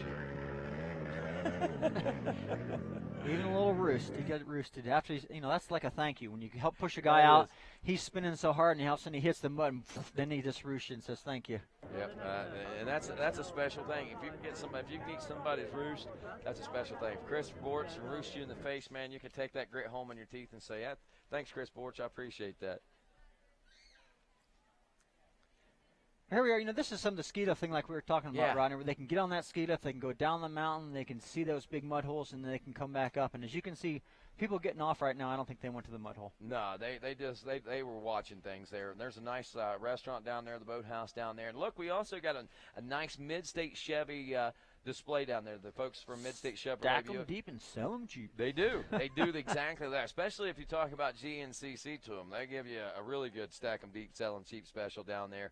So stop in and see them whenever you get a chance and tell them you're a part of the GNCC Racing Nation. But, man, I tell you, good supporters, the official truck provider of GNCC Racing, and a lot of good things. Got a lot of good-looking trucks here on hand with us today. And right now we're going to do that Mid-State Chevrolet halfway report coming up here in just a couple moments. Still working on getting our scoring computer up. Our IT guy is making that happen right now. And a couple of things of interest here as Adam McGill is leading this. We told you he's the only two-time natural-born and the only natural-born ATV or motorcycle GNCC champion here at Snowshoe Mountain. He's going for number 3 here today in hopes of making that happen. And actually, as we do some time adjustments, we do have riders checking in at the finish line. I didn't see that, but we've got Brian Wolf checking in now. He is not your physical leader. He is 7 seconds behind Adam McGill, but on time adjustments right now, he is leading by 5 seconds. I got elapsed time 5 seconds over Adam McGill. So he's 7 seconds behind physically, but 5 seconds ahead on the clock. That's where that craziness comes in. You always got to keep, your pit crew's got to keep track of all that. They got to know, okay, was I 10 seconds ahead or was I 10 seconds behind in the start? And it all works in like that. And there's Brian Wolf. He went from first on the first lap, then he fell back to 7th or 8th, and now Brian Wolf's back in the front. So he's keeping that thing together. Look at this. We talk about the problems that Walker Fowler had. He may be getting, it's not going to be what he hopes, what he needs, and specifically anything that's going to keep him in the race. But look at this. Chris Borich checks in 8th place now, so he has dropped way off pace. Maybe he realizes there's no sense in trying to push the envelope and push the issue, so he has decided to, hey, man, Walker's out of this one. He's my main competition as far as the championship is concerned. I don't have to worry about losing those points and tightening the championship back up, so I'm just going to survive through this race. Remember, the muddy race in Ohio 2 weeks ago, he burnt that motor up out there, so he might be trying to go into salvage mode, and that's not a bad thing. No, not at all. Don't have to win them all. He's looking at the big picture, Rodney. He knows the championship is what he's here for. Get as many points as possible today, and don't push it because this track can bite you and take every point away from you. So he could be doing exactly that. All right, let's go into the Mid-State Midway report now. The Mid-State Chevy report brought to you by Mid-State Chevrolet, located in Flatwoods, West Virginia. Of course, the home of where they sell them or stack them deep and sell them cheap. You can find out more on midstatechevy.com, right there at their location, or also be sure to like them on their Facebook page. Let's take a look at the situation right now. It is Brian Wolf leading Adam McGill. Jared McClure has moved into the number 3 position now as Jay Shadron, rookie, was riding in 3rd on the last half lap. He is now running in the number 4 spot, still well within contention. Another rider that was in the hunt and thick of things, Kevin Yoho, was running 4th. He's dropped off a spot now. McClure is certainly made up some major gains, I think, over the last lap and a half or so. As Yoho now 5th, Chris Bithell is 6th. Britt Sturdivant running in the number 7 spot. It is Chris Borich in 8th, as we had mentioned. Landon Wolf, a fellow Suzuki rider in the XC1 Pro class, is running 9th and 10th spot. is Braden Henthorne. Just an FYI, Marshall Goings. Fred, what's going on down there? No, looks like we got a standoff going on. Well, she was trying to stay out of that mud, and he pushed her down in. Now she's a little bit mad. Now he's trying to get her mud in her face. I'm thinking he's gonna tackle her here in a minute. I'm thinking she's going to tackle him here in a minute. Is what I'm thinking. But XC2 Pro-Am class leaders Marshall Goings and Cole Richardson, they check in with their second full lap complete. If you're looking at the scoring, is 4 laps now, but they are running 11 and 12. Goings is only 1.5 seconds physically ahead of, it looks like, the young Cole Richardson now. Let's go ahead and look at the XC2 Pro-Am, the rest of that field, as we expect them to check in now. Mark Christopherson in third, Randy Hamilton fourth, James Green to round out the top 5. As we go to the College A, 16 to 21, Blake Tornes out of Waterford, Ohio, an 8-second lead physically and on time adjustments right now. On board the number 30 over Derek Pitzer, the 348 out of Pompano, Pennsylvania. The third place ride, the 701 Greg Covert from Ithaca, New York, another 15 seconds back. Only 2 seconds off pace behind him from Upper Marlboro, Maryland is Kevin McCohen, the number 27 in 5th place. Clint Graff out of Harrisville, Pennsylvania, almost 43 seconds back in that 5th place position in College A. The Junior A, Wes Kinsley, the 28 out of Morgantown, West Virginia, an almost 12-second lead over Michael Marley, whom we're used to seeing to be the challenger up there, and don't count him out just yet. But the 31 machine out of Osgood, Indiana, running second. Doug Harden, the 788 and third out of Canal Winchester, Ohio, 4th place. Jordan Dodson out of New Lexington, Ohio, rounding out the top 5. The number 32, Nathan Hornacek from Norton, Ohio. As we go next to the Vet A class, 28 years of age and older. Matt Pierce leading on the 939 out of Corning, Ohio, a 2-minute, 26-second lead over the defending champion of this class and points leader, if I'm not mistaken, of Todd Demery, the 39 from Versailles, Indiana, running second.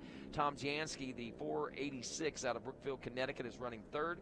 John Cunningham from Chambersburg, Pennsylvania, the 417 is fourth, and Bill Marsteller, the 366 out of Morgantown, West Virginia, rounds out your top 5. Senior A-B class, John Glotta leading out of Waxhaw, North Carolina. He's got 3 laps down and almost 54 seconds over Aaron Delancey, the number 49. The 53, Jeffrey Flynn out of Oldfields, West Virginia, working on lap 3, was running in third last check. Also David Kite out of Northeast Maryland, the 458 and fourth, and the 51 of Leroy Shook from Oldfields, West Virginia, rounds out your top 5.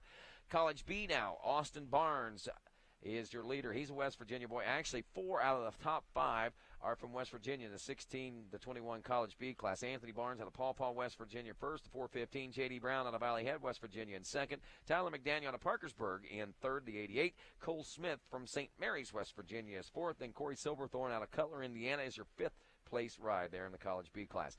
Junior B class, we got a couple of West Virginia natives up front. Ethan Pratt, the 978 out of Harmon, West Virginia, and Parkersburg's number 369, Alan Blavos, running 1 and 2. They're about 4 minutes apart, and they're 6 minutes back as Justin Paul in third aboard the 67 out of Oldenburg, Indiana, and Linwood, New Jersey.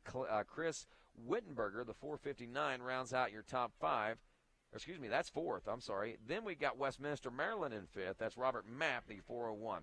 The Vet B class, Mark Batson, that is a Media All-Stars rider. Actually, Mark is a former top ATV motocross racer in his vet class, and out here in the GNCC's chased championships out here the last couple of years, and things seem to be faring well for him as Joe Kreselich is running in the number 2 spot, the 311 of the Carmichael, PA. Joe is also a top side-by-side racer. He's only 20, well, I thought it was 2 seconds, but 2 minutes and 28 seconds now, so he's a little far back behind Batson right now. Michael Shelley, the 428 out of Frostburg, Maryland, is third, a minute 43 seconds back. Ben Mickey out of Franklin, North Carolina, in fourth.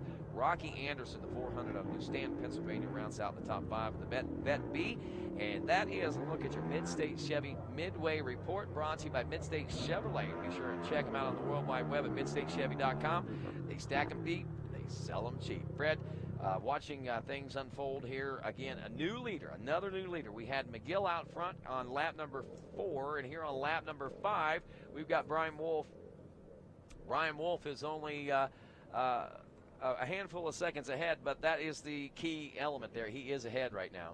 Yeah, Rodney, well, you're giving the rundown of the race there. The pro riders actually came into the pits, and McGill and Wolf looked like they were pretty close together. Then a ways back, Chris Borch and the rest of the crew came in, and Borch came in. I saw him. He refueled and got new goggles, and I saw him spraying water on his radiators to help clean some of the mud out, because he was awful muddy, and they actually gave him some rags, and he put some rags on his handlebars, and we're trying to wipe the mud off his hands to get going. So he looks like he's maybe got stuck in the mud out there somewhere. That's a distinct possibility, and also I know that probably weighing heavy on their mind right now is what happened in Ohio a couple of weeks ago.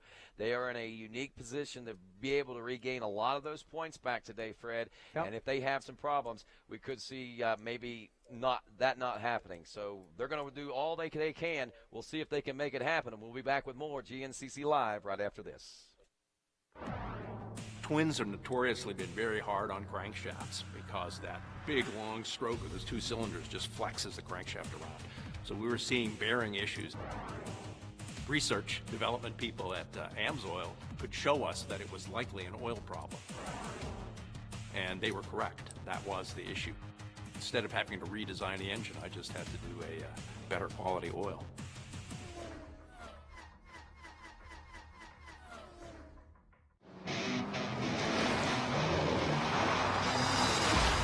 Sometimes you come across something so different, you just have to stop and check it out.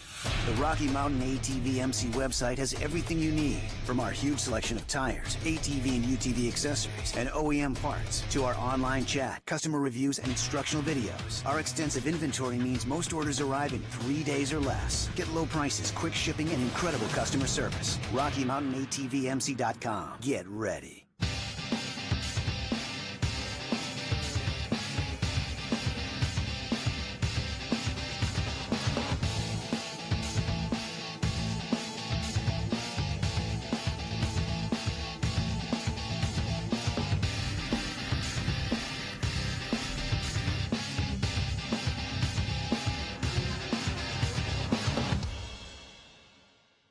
Find your flow with Maxxis tires.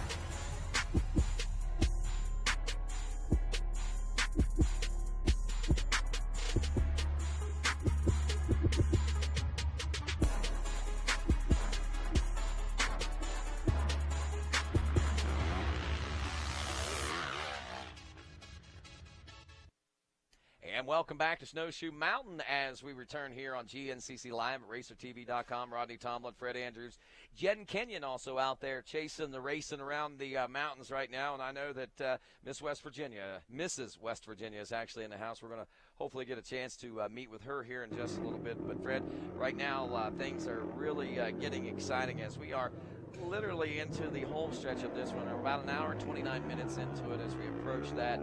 And as beautiful as the day is that we're seeing dawn on us now with the clouds rolling out and the sun starting to come down, all the damage was done overnight and early this morning. The mud is on the track, and I think as we were alluding to there before the break, man, I mean, I think the riders, especially championship riders, more in particular, Chris Borch running on the air of caution today, especially after what happened 2 weeks ago in similar conditions in Ohio.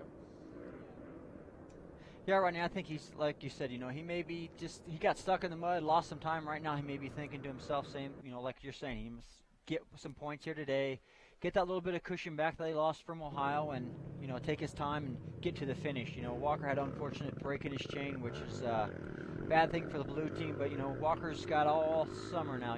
We talked about having a good race and being on a high going on into the summer break, when now poor Walker's broke his chain. So he's not really, nothing he did wrong, so he's still got to be feeling confident, still got to be feeling good. He got in the lead, he got out there, but mechanical things you can't, a rider can't do anything about that. So exactly. He'll be okay.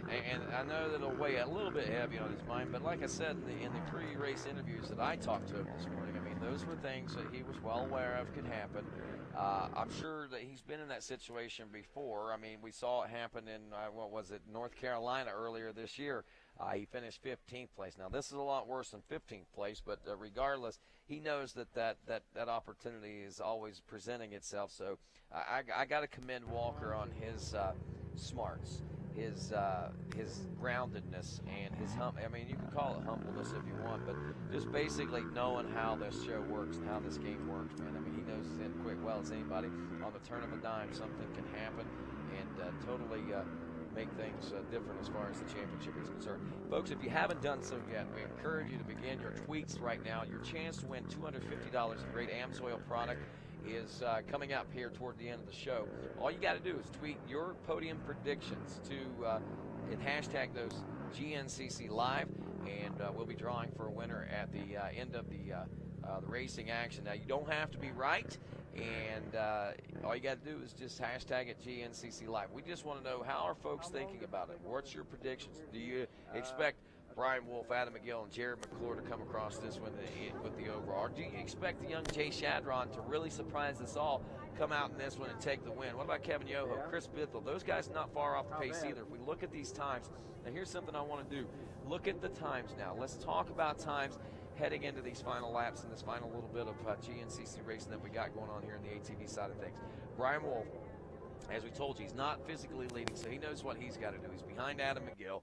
So McGill is physically in the lead. Wolf is physically in second, but they're swapped in the time adjustments. Jared McClure another 6 seconds behind him. Now we do have about 32 seconds. That separates back to fourth place where Jay Shadron is, and that is a pretty monumental gap whenever it comes to GNCC, especially on days like today. But at the same time, that gap can close up very quickly, as we've also seen. But behind him, Kevin Yoho, only 8 seconds. Another 4 seconds back to Chris Bithell. Another 2 seconds back to Brent Sturdivant. And then only, look at that, 24 seconds back to Chris Morris. That's where the gap starts to open. So in my mind's eye, I'm looking at this like Jay Shadron, Kevin Yoho, Chris Bithell, Brent Sturdivant, they all still have a chance to get a podium position finish. And in my opinion, knowing how the face of this race has changed already so drastically, Fred, I think any one of those riders are also in contention to win at this particular point. Oh, for sure, Rodney. There's definitely not a sure winner at this point. Anything can happen. As you can see, those mud holes out there, they can swallow you up. The rocks, anybody could have a mechanical failure.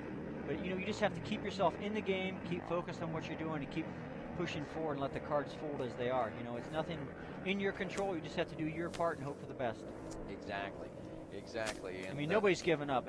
They've all come all year. They're all fighters, and they all want to win. So everybody's pushing as hard as they can, and just letting us see what happens at this last lap or maybe half a lap on this side of the mountain. Exactly. And there's something unique about this race, not only in the fact that, we keep talking about Blackwater and our tribute race to that. That lends itself to, I think, a lot of folks just coming to race this one race this year. A lot of folks, especially on the motorcycle things, Fred. Tomorrow we'll see guys that will come and only have in their mind and in their hearts that they're only going to complete one lap here at Snowshoe GNCC. And that says a lot about the series. It says a lot about not only the series, but GNCC racing in itself, what it means to these guys to be able to put themselves and pit themselves against nature like that. Because not only when you go out here, you're racing other man and machine out there, you're racing the elements. You're racing not only the elements, but the terrain and everything that it could throw at you. And what's funny is, we mention it all the time, each lap it's so much different. So you never know what you're going. It's a real challenge when you go out there, I guess is kind of what I'm trying to say. Yeah, and we talk about this being like taking over for Blackwater. And everybody knows the heritage of Blackwater about being America's toughest race, and they want to come here and challenge America's toughest race. Yeah. That's why we had David Knight come from England for those 3 years. Yes. He wanted to come over here and challenge this track. He rode for Factory KTM, the FMF KTM team, for 2 years, and then whenever he decided he wanted to come back at the third year, couldn't get a KTM ride, they went and bought a Kawasaki, and he did it all on his own that year. So, with a little bit of help from Ride PG and those guys down there, put together a great program for him. So, yeah, exactly. Guys coming back to win. He knew what he was going to be faced with. And then on the flip side, I talked to some amateurs yesterday that came here and said, hell, we only do this race. It's the only one we do all year. And I said, why do you pick this one? And they said, well, because it's fun and challenging, and it's West Virginia. And I said, oh, okay. I would want to, for fun to me, it would be a nice, easier one, nice to get around. But they like to come to see the challenge, like to see the terrain, and they like to come out for the weekend and enjoy things too. it goes to show you that not everybody are still Xbox and Nintendo fanatics. We still have a few diehards out there that right. These guys didn't come to win a race like we're talking about like Dave Knight did. They're coming here just to get the experience, get the GNCC experience, enjoy what it is, and they know this is going to throw everything it's got at them, and it's going to be fun. It is, and a challenge. And like you say, I mean, everything. I mean, and I think this year the only thing that we haven't thrown at them this weekend and not going to be able to throw at them, unfortunately, at least today, is dust. That's snow. Well, snow. That's true. Okay. That's what I thought you were going to tell me. Snow. That is a good point. We talked about that yesterday. I was joking around about if we could do that on one side of the mountain, that would be the neatest thing in the world. But I know it's not going to happen. But still, I mean, we've got every other element there, it seems like, but dust and snow now. There's a good shot of the pits right now. You can see not a lot of happenings going on down there. No senses of urgency. I mean, I think everyone's in the same scenario and situation that we're in right now. It's a waiting game. And I know you knowing this from two different standpoints, a rider standpoint and the pit standpoint. What's it like at this particular event where the laps are longer and you don't get a chance to see them as much, and you got to run clear over here to do the pit stops if you want to do an earlier pit stop or something like that? I mean, what's it like for those guys hanging out right now? For the pit crew, it's the worst race of the year. For a rider, it's your best race of the year because you only have to do all this gnarly stuff like this mud hole and all that. That might not be the best race of the year for him. Yeah, but you only have to do it one time, a few times. It's not like a race where you got to do 5 or 6 laps. You only have to go through that stuff a couple times, and you're out there having fun and enjoying stuff the whole time, where the mechanic, he's got no idea what's going on. He's watching his watch thinking, okay, well, he should be coming, and then if you don't come, then it's, oh my gosh, where's he at? So it's way harder on a mechanic this race. For a rider, you got it made.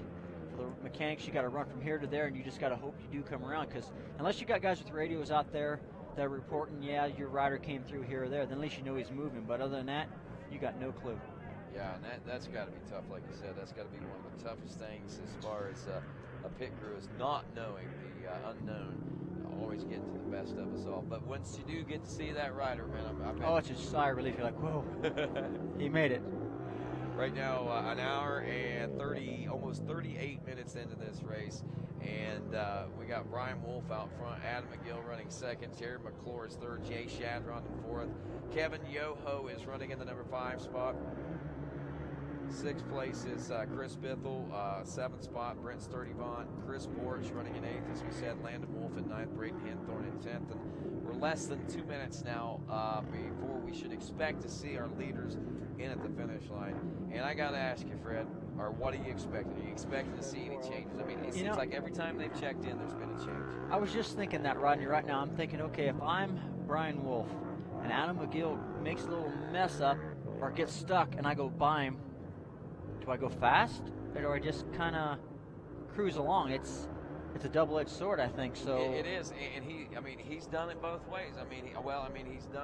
He's fared by running and pushing it the whole way, and it's come back to bite him. Like you said, the double-edged sword of that. Sometimes it's good, sometimes it's bad, and could he slow down? And if he does get in the lead, will he slow down a little bit and just get through, or will he just keep on pushing forward? I think he's learned from the past. So if Adam would make a mistake and Brian would get in the lead, I think Brian would just slow down just a little bit and do his thing. And if Adam did catch him, well, that's okay because he still has time adjustment. Exactly. And he would kind of key off of him and stay with him. Exactly. And I think those are lessons learned by Wolf over the last few years. Like we said, he's won it twice, but he's also come close to winning it a bunch more than that. Right now, we are waiting on our leaders at the finish line. We should be seeing them according to calculations here, and I'm not sure that this is going to be the case because I'm not sure what side, but it's saying leaders due in a minute. And I know both sides of the mountain are a little bit different, so we might be a little longer before these guys come in. I'm not 100% sure, but watching this right now, I'm going to have to say I'm going to start looking at some dark horses. I'm going to start looking at some unexpectedness. I'm not saying these guys are going to win, but I expect that possibly guys like McClure, Shadron, and Yoho, all right there within striking distance and contention, they have a very big chance of ending up on the podium and quite possibly even taking the overall top 3 spots if they can push the envelope. Remember, Shadron started a few rows back. Kevin Yoho started a few rows back. The only one that didn't start a few rows back, right, is Chris Bithell. So, and Bithell right now hasn't even probably seen McClure, Shadron, and Yoho. Probably doesn't even realize that they're ahead of him on adjusted time at the moment. He's just out racing his race right now. Yeah, and if those three guys get hooked up together, then they're even going to go faster. They're all going to key off each other, they're all going to push each other, and that could even carry them up to McGill and Wolf. Yeah, it most certainly could. Yeah, especially. So, like you said, if McGill starts to slow down a little bit, thinking, okay, it's the last lap, all I got to do is get through this and be safe. Well, those other three guys, Shadron, Yoho, and McClure, could be going, they don't even care it's the last lap. They just want to get forward. They went on that podium, so those three could actually catch up. So, man, we're a long way from getting a really good guess on who's going to win or what's going to happen. Exactly. I know. It's speculation. Again, Speculate all you want, man. We want to know. Hashtag it GNCC Live. Tweet your answers out. You can win $250. It's a great AMSoil product. And I know that right now we should be seeing, yep, they're in. There's Brian Wolf, Adam McGill, Jerry McClure. That's the way they came in on time adjustments. Still, McGill is leading this physically. Wolf is second. McClure in third, but well, let me make sure that's the case. Yes, no, actually, McGill is first physically. McClure is second physically. Brian Wolf is actually third place physically on the racetrack, but on adjusted time is your leader. As we take a look at a elapsed time, right now he's only a second, and it's not even a full second. It's only 0.4 of a second ahead of Adam McGill on adjusted time right now, so he's going to have to pick up the pace just a little bit there. Looks like McGill probably realizing what's going on, so he is hot on his run right now, trying to make things happen. Jerry McClure back, like we said, third and second. And here's another interesting thing. 32 seconds is what we had between the third and fourth place ride last time. Look at this. 1 minute and 3 seconds now. Physically fourth on the racetrack is the young rookie of Jay Shadron, the 101. But they have now pretty much separated themselves from the rest of the field. And with, did we see a white flag or a 2-lap board coming out? Hey guys, this is Jen. Sorry, I didn't want to chime in quite just yet, but yeah, they just got the white flag here, and those top three guys are so close you can throw a blanket over them. So it's so crazy that they have that 20-second difference because they are so close. 10 seconds, I'm sorry. Yeah, that is kind of crazy the way that's all working out there. But now as we look back to there to Shadron and Yoho, Yoho has not checked in. Yeah, he has. But Brent Sturdivant, a West Virginia native, has been steadily climbing up through the ranks there, Fred. And this 29-year-old rider, the 149, has taken over the number 5 ride. He's now ahead on time adjustment of the Chris Bithell. Chris Borch has, at least for the moment, moved up into 7th place in the overall. We're not sure what's going to happen with time adjustments if another rider happens to check in here shortly, but that's where you could be thinking you were leading the race at one point and not being, kind of like what Adam McGill, the situation he's in. He's probably thinking, I got this, I'm out front, this is my race, yada yada yada. But McGill, I think, knows, and he's played this game enough here at Snowshoe, that he's not resting on those morals any whatsoever. I'm sure if he looks back and sees Wolf is that close, he's going to know that he's going to have to pick it up. And I think he already knows that, because I think we're already seeing that start to take place there, because McGill has closed up that gap to less than a half second behind on time adjustments now. Yeah, he's racing. You have to race the riders and the clock, so there's two different kind of races you have going on. And like you said, Adam McGill seems like he knows that, and he's starting to try to get that time difference to be in his favor. So which would be easier? I mean, honestly, I look at it myself personally, never being in that situation, I would have to say that. Because, if you're racing another rider, you can see him, you can always key off on them time. You got no idea, are you really 10 seconds ahead or are you not? 10 seconds is, you can kind of look over your shoulder, and if you don't see him, you don't see him, but you know if it's far enough. So physically, if you know you're ahead of the guy and you don't see the guy, you know you're beating him. So the time thing is definitely the hardest part of it. Yeah, I'm sure it is, and that's one that always throws a curveball at us all and keeps us on the edge of our seat until the checker flag flies. And this checker flag is not due in for a little bit. We're probably going to be looking somewhere in the neighborhood 15 minutes or so before checker flag comes out, maybe a little longer, maybe a little sooner, but regardless of when it comes out, it's coming out, and it's coming out soon. White flag is out. Brian Wolf leading, Adam McGill in second, Jared McClure is third. 1 minute and 3 seconds back now is Jay Shadron, Brent Sturdivant, Chris Bithell, Chris Borch, Kevin Yoho, Landon Wolf, and now Braden Henthorn rounding out your top 10. We'll be back with more GNCC live from Snowshoe Mountain on RacerTV.com right after this. Twins have notoriously been very hard on crankshafts because that big long stroke of those two cylinders just flexes the crankshaft around. So we were seeing bearing issues. Research development people at AMSOIL could show us that it was likely an oil problem. And they were correct. That was the issue. Instead of having to redesign the engine, I just had to do a better quality oil.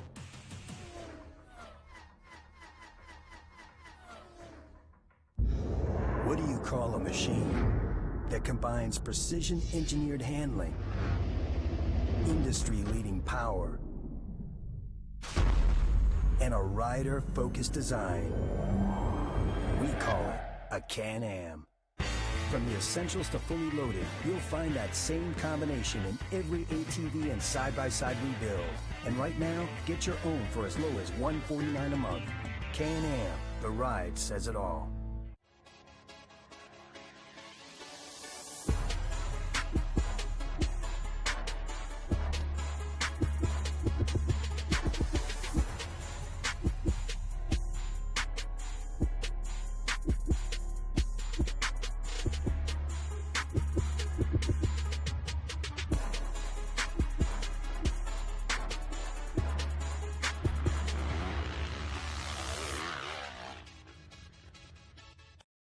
Your coolant. One of the most important things is almost always overlooked. Evans coolant is the first coolant to be 100% waterless. What does this mean? It means a higher boiling point to keep your bike running cooler. No hot spots, corrosion, or buildup on your engine to eliminate excess wear and tear, to save you money, and to make your engine run longer at peak performance. For more information, visit our new website, evanschooling.com. Let's go racing! Here we go, heading into turn number one. Side by side they go. Can't he shut the door on him? Here he goes. He's got the momentum. Oh my goodness. Watch all the action of the Lucas Oil Pro Motocross Championship on NBC, NBC Sports Network, and MAV TV. Buy your tickets for the Indiana National on August 16th at promotocross.com. And welcome back to Snowshoe Mountain and the Snowshoe GNCC, the AMSOIL Snowshoe GNCC, round 9 of the AMSOIL GNCC series presented by Maxxis and AMA National Championship. Rodney Tomlin along with Fred Andrews, Jen Kenyon out and about, and Mrs. West Virginia running around also. Hopefully we'll get a chance to meet and greet with her, but I tell you, the way things are going right now, Mrs. West Virginia, I think, is probably on the edge of her seat someplace watching this, trying to wonder and pick out for herself who's going to be able to take home a win. Again, Brian Wolf, the madman there, I tell you, this guy is Medina Madman. Medina Madman, I like that. And Adam McGill, the Jerry McClure. Again, Wolf is third physically on the track. He's gotten right to where he needed to be. So many people talked about it. I think so many people might have fired him up to get out here and not break down this year. I think that might have been his #1 goal. Get out front, don't break down. Yeah, I think he learned from over the years of getting out front and getting that big giant lead and then having his equipment failure. And now, right now, he knows if he stays with those lead guys to the finish, it's going to be his. You know, I think, like you said, Rodney's older and more experienced and a little wiser. Most definitely. And right now, as we take a look at the XC2 Pro-Am class, Cole Richardson has regained the #1 position away from Marshall Goings now. As, wow, look at that, 58 seconds between first and second. So Goings, who was pretty much looked like had this one in the bag, again, never count your chickens before they hatch. So that's that same case scenario, especially here at Snowshoe Mountain. So what looked like a great day for him, and he was going to be able to carry that momentum, and still may, but I mean, you know, at that point was looking like he was going to be untouchable. Problems, could have been that mud hole, that particular mud hole right there. There's a couple that have some challenges. There's, like you said, some major uphills out there, but it's areas like this, these quagmires, that make it sometimes nearly impossible to traverse. And you can tell, look at, I mean, we got a big crowd back there. You can see different bikes stuck here, and you know, and I think this is the mud hole from earlier. It looks like some of the people may have, down he went left, and maybe they're coming back up to see the finish. I think that's where a lot of them are in the process of doing. I think that they may have already gone through that one of the last times, and they realized that. So fans are heading up here just to see exactly who's going to win this. And I think they're all going to be surprised. Not necessarily disappointed, but surprised, because a lot of the West Virginians are seeing Adam McGill out front of this one right now, and they're thinking a three-time snowshoe champion of Adam McGill. He's going to do it again. He's going to do it again. And I know that Adam's thinking that and hoping that right now. And as we pointed out there a few moments ago, the time elapsed, though, is what we're looking at. And I had said, and it is, 0.4 of a second is all that separated Wolf and McGill. McGill running physically out front. Oh, that's one way to get through. I'll push you. Is that live stuff going on right now? Wow, that has gotten so massive down there. Wow, race fans, if you're an ATV racer that raced this morning and haven't had a chance to go down there to that Howard's Mud Hole, you got to get down there for the motorcycles tomorrow. It's going to be intense. And if you're anywhere in the neighborhood within a 3 or 4 mile radius of Snowshoe, West Virginia, I suggest make the climb to the top of Snowshoe Mountain, because it's going to be worth every moment, every second that you can steal away and get up here, because it's going to be a great one tomorrow. And if you're a bike guy, you're going, oh my gosh, how am I going to get through that? You're going to be thinking about that spot all night long. Nightmares. Yes, I'm sure a lot of the guys probably watching that back in the motorhomes right now thinking, oh man, what are we going to do? But so now let's start thinking about this. 0.4 of a second, Brian Wolf has got these guys in sight. Now, I know he's thinking, I got him in sight, I got to run right here, yada, yada, yada. Is he realizing, though, that it's as close as what it is? I mean, that's the big question. And if he does, will he then maybe get into his own head and start pushing and making those mistakes? And I don't necessarily think that's the case this year. I think that Brian at this point is wanting to finish this one more than any race that he's finished in a long, long time. Yeah, I think he's just going to, if he has to, just follow those guys in. I don't see him taking any real chances to get in the lead, to be the first guy across the line, because he knows his time adjusted. So he knows if he just stays right with them, it could be his. Here come some of those guys from down out of Howard's Hole right now. Hawaiian shorts or Hawaiian shirts and cut-off jean shorts. Look like they come right straight from the 1980s, man. Maybe we did pull them out of a mud hole from over in Davis or something, brought them straight from Blackwater. Yep, bringing some of that mud from the bottom of the hill all the way up to the top, that's for sure. Now, what about this mud? Is this the kind of sticky mud that sticks to your machine and makes it weight down like you got in Ohio, or is it more of a lighter mud? No, as you can see, it's a little bit lighter. It's a little bit runnier. So I was looking at the bikes, too. They're not really carrying a whole bunch of mud even up on the fenders. So I think it's a little bit lighter, and it's just maybe falling off because they're running through some other water somewhere else, maybe in one of the creeks or one of the creeks going around the hills. Well, according to timing and scoring, we are about 11 minutes out from the conclusion of this race, and like I said, I'm thinking that we're on the shorter side of the mountain, so we might see this come a little quicker, but we're still going to be right close to the 2-hour mark. We're an hour and 53.5 minutes into this race, and of course, we got only moments before they make their way in, and we'll be back with more GNCC Live right here on RacerTV.com right after this. Twins have notoriously been very hard on crankshafts because that big long stroke with those 2 cylinders just flexes the crankshaft around. So we were seeing bearing issues. Research development people at AMSOIL could show us that it was likely an oil problem. And they were correct. That was the issue. Instead of having to redesign the engine, I just had to do a better quality oil.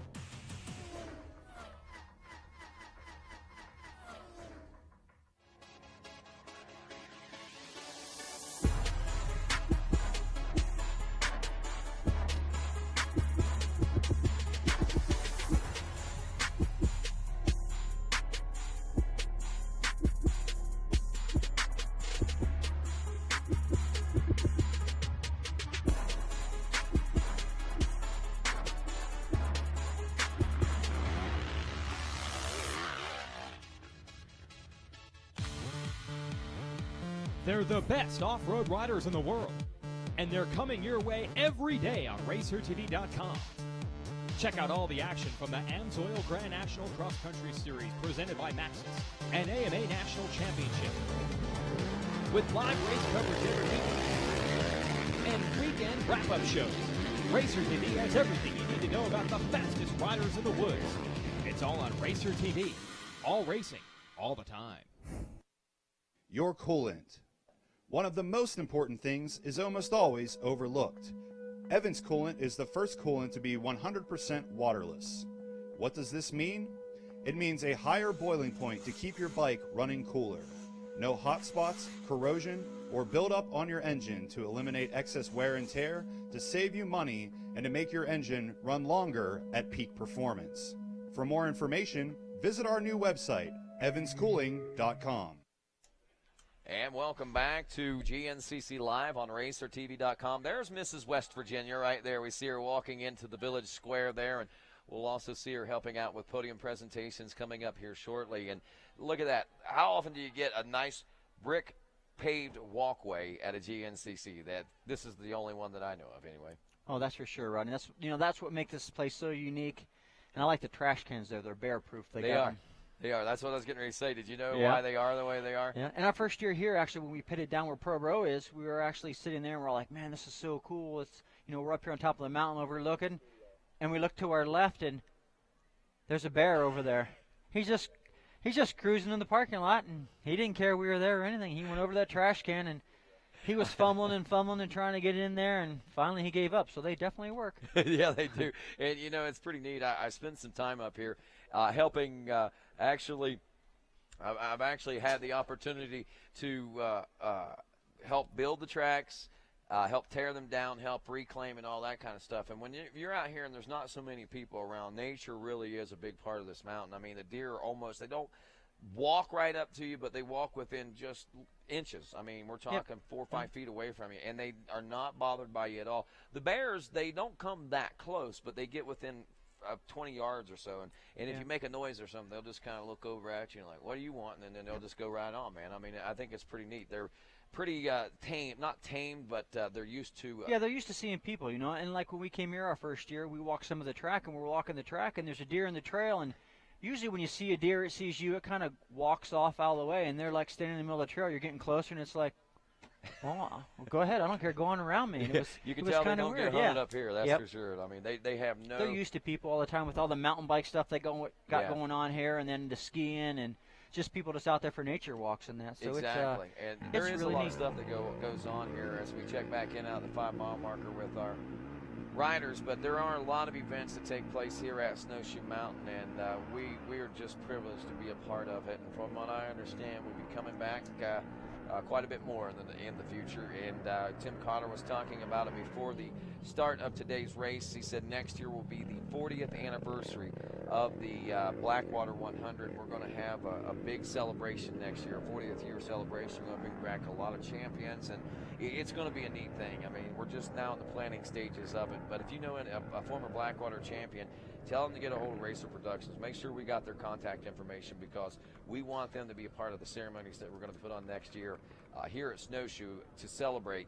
And from what I understand, it's going to go back to, remember when they used to run the Blackwater on Father's Day weekend?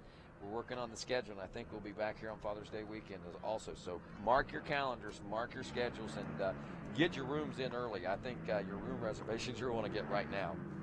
Yeah, and like I said, it's really cool when you can wake up and you're at the facility. I wish we could have all our races like this, you can sleep in a little bit, you can stay out a little bit longer. I love it. I love it. I do. And I love the fact that we're only mere moments away from a checker flag and finding out whether or not Brian Wolf is going to become the first 3-time winner on ATVs in this Snowshoe GNCC. And if he wins, there's going to be one big party. Oh, yes, there is.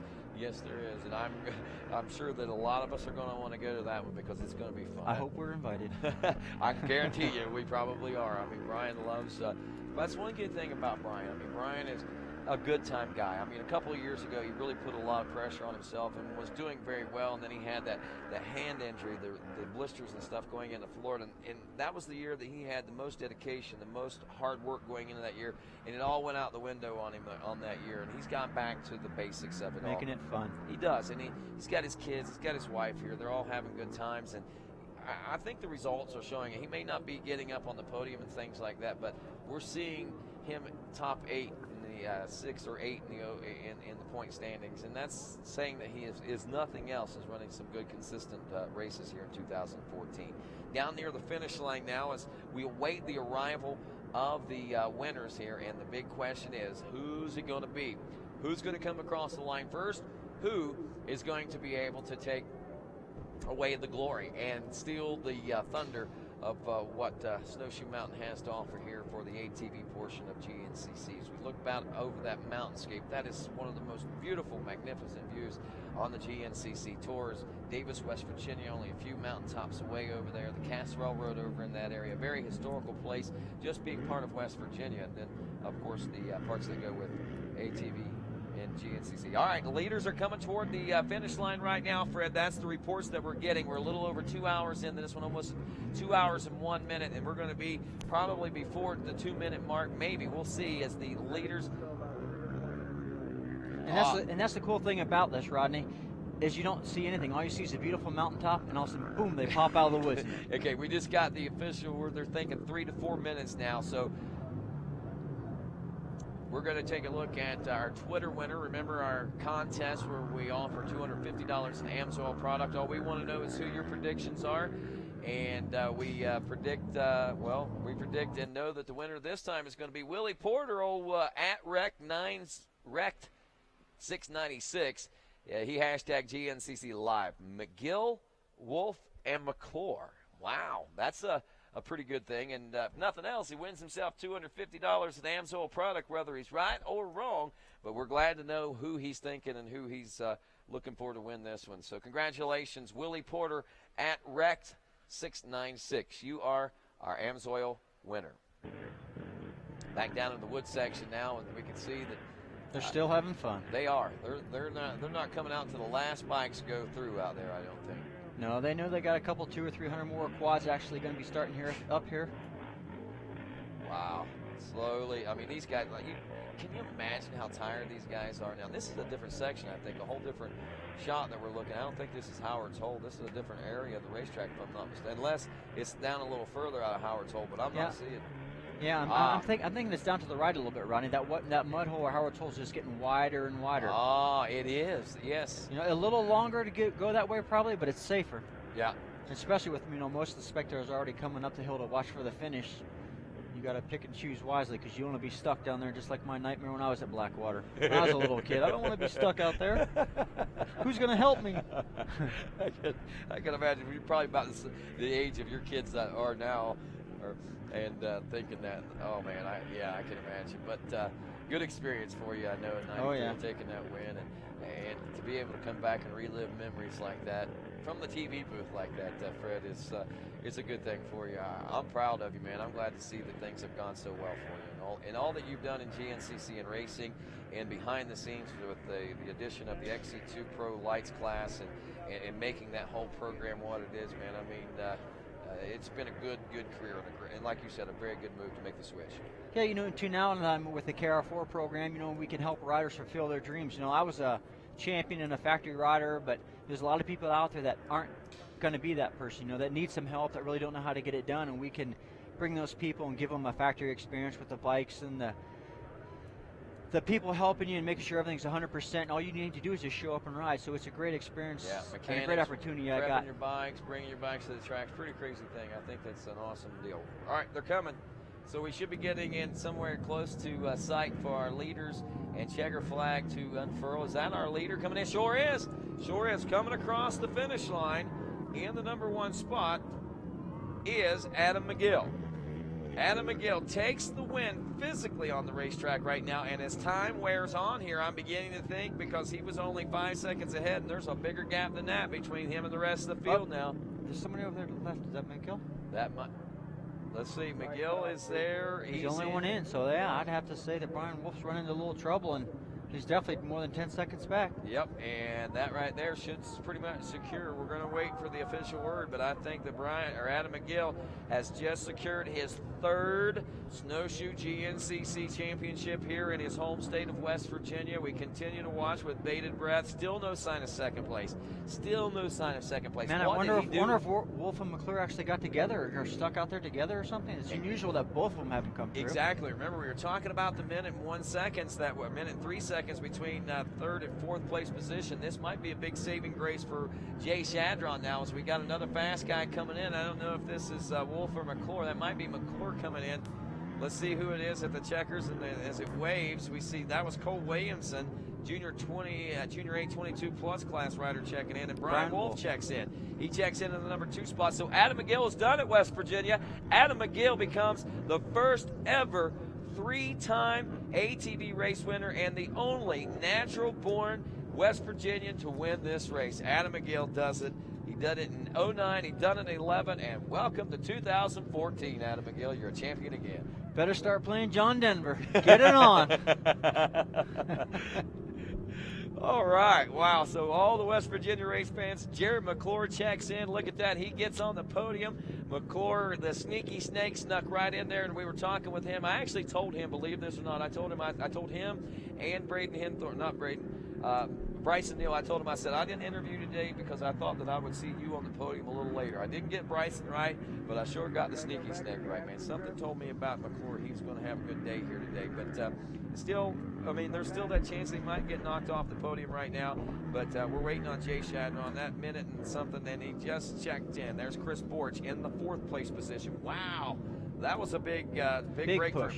Big push and a big break for him because, again, you know, though his biggest competitor, Walker Fowler, out and scoring no points today, anything that he can gain right now, he wants to try to do because I think the last 4 rounds of racing, Fred, are going to be pretty long as far as ATV racing is concerned. And I think that Chris Borch has got his hands full. I think Walker Fowler's got his hands full. And I think when we come back from the summer break that we might see a couple other players step into the ring. You know, Rodney, it's just like when you come back after the summer break, it's like when you're being off all winter. The first race, everybody's refreshed and ready to go. Well, same way after the summer break. You come back for them last 4 races and everybody's hungry.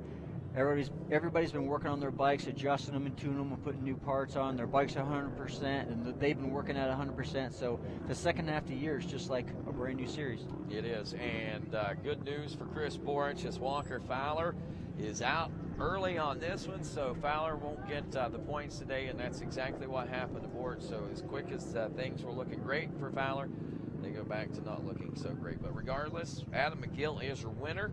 Adam McGill coming into this one, and actually he had the idea, he had the feeling, he thought that he could win this one. He really did. He said, as many people as there is from West Virginia out here, knowing who I am and as many friends as I got here, there's a pretty good chance I'm going to win this one again today. Yeah, you know, and that's good too. You know, Adam put himself in the right spot at the right time. You know, an opportunity knocked, and he was there to pounce on it and get his win. And it's really good to see that. Changes. Remember, we talked about how they could change. Chris Biffle actually moves into 4th place overall, and that'll drop Chris Borch to the number 5 spot. So, not as many points lost by Walker Fowler, but it's still a lot of points being lost. So that's a little better news for Walker Fowler. And still not bad news for Chris Borch at this point.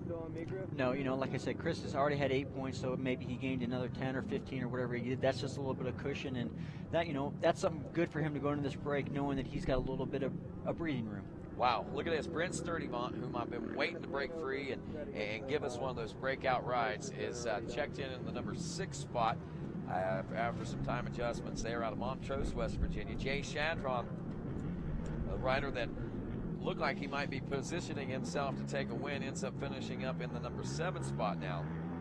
Looking behind him, waiting on Kevin Yoho. Yoho, another rider that must have had some problems on that last lap. Shadron had him.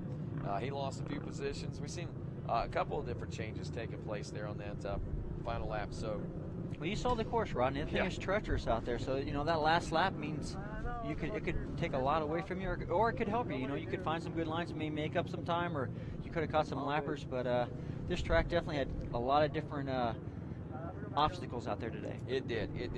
And looking at this one, Fred, I got to ask you, from being involved in the Snowshoe GNCC now in its 8th running each and every year, I know you not necessarily racing the Snowshoe GNCC, but you've been out there. You see what the terrain's like. You see what the conditions are like. By comparison, how does this compare to all the 7 before?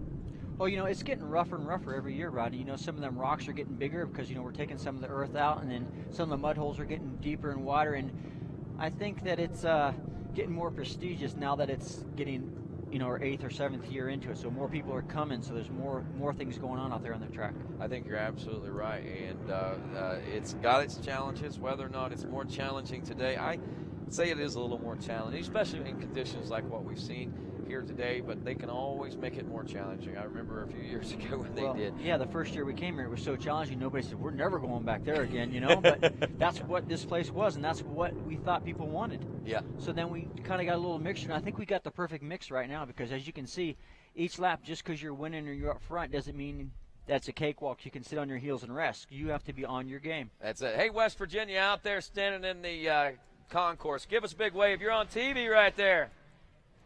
How about it for Adam McGill taking the win? And there's Mrs. West Virginia trying to cheer you, get you guys amped up for West Virginia's own taking the big win there. As you can see, the village is starting to fill up with folks right now. That place, look at it right now, and in 10 minutes or 5 minutes, whenever the podium gets underway, it's going to be a sea of people out there. People hanging off their decks out there watching this podium presentation. One of the most unique situations that we're faced with in GNCC, and I love it.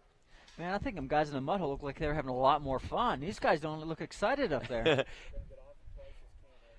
Yeah, we're going to have to get those guys to go down to the mud hole. Boys, you guys look like you had a good time, but there's more fun to be had down at the bottom of the hill right there where we're watching on TV right now. And look at this. This guy over here is going, hey, please come help me.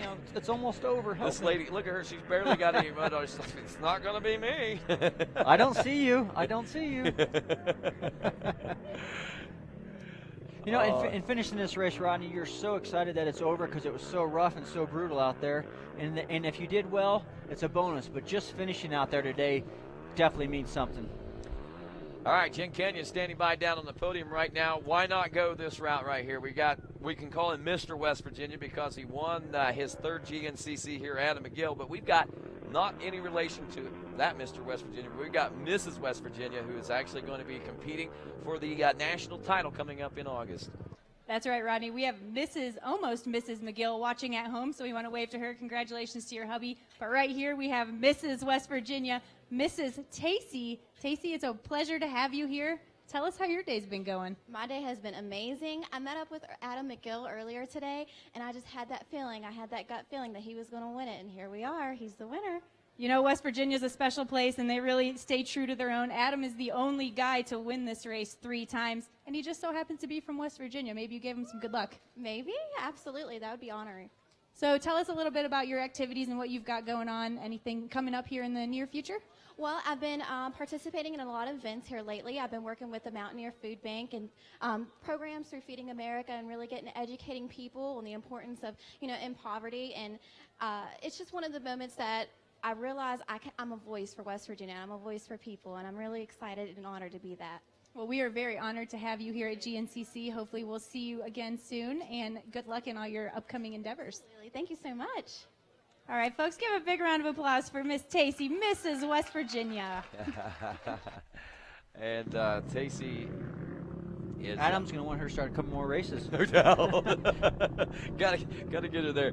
Gotta get her there. We got riders down near the finish line, and I think that they're working their way up toward the podium right now. So guys are trying to get over to the podium right now, and I just got to tip my hat to the RacerTV staff today. Good job. Before we get to the end of the show, man, they had some good things going on out there, man. You wouldn't believe. I mean, we had wires cut 30 minutes before the thing. I get a call that says a wire got ran over and got cut.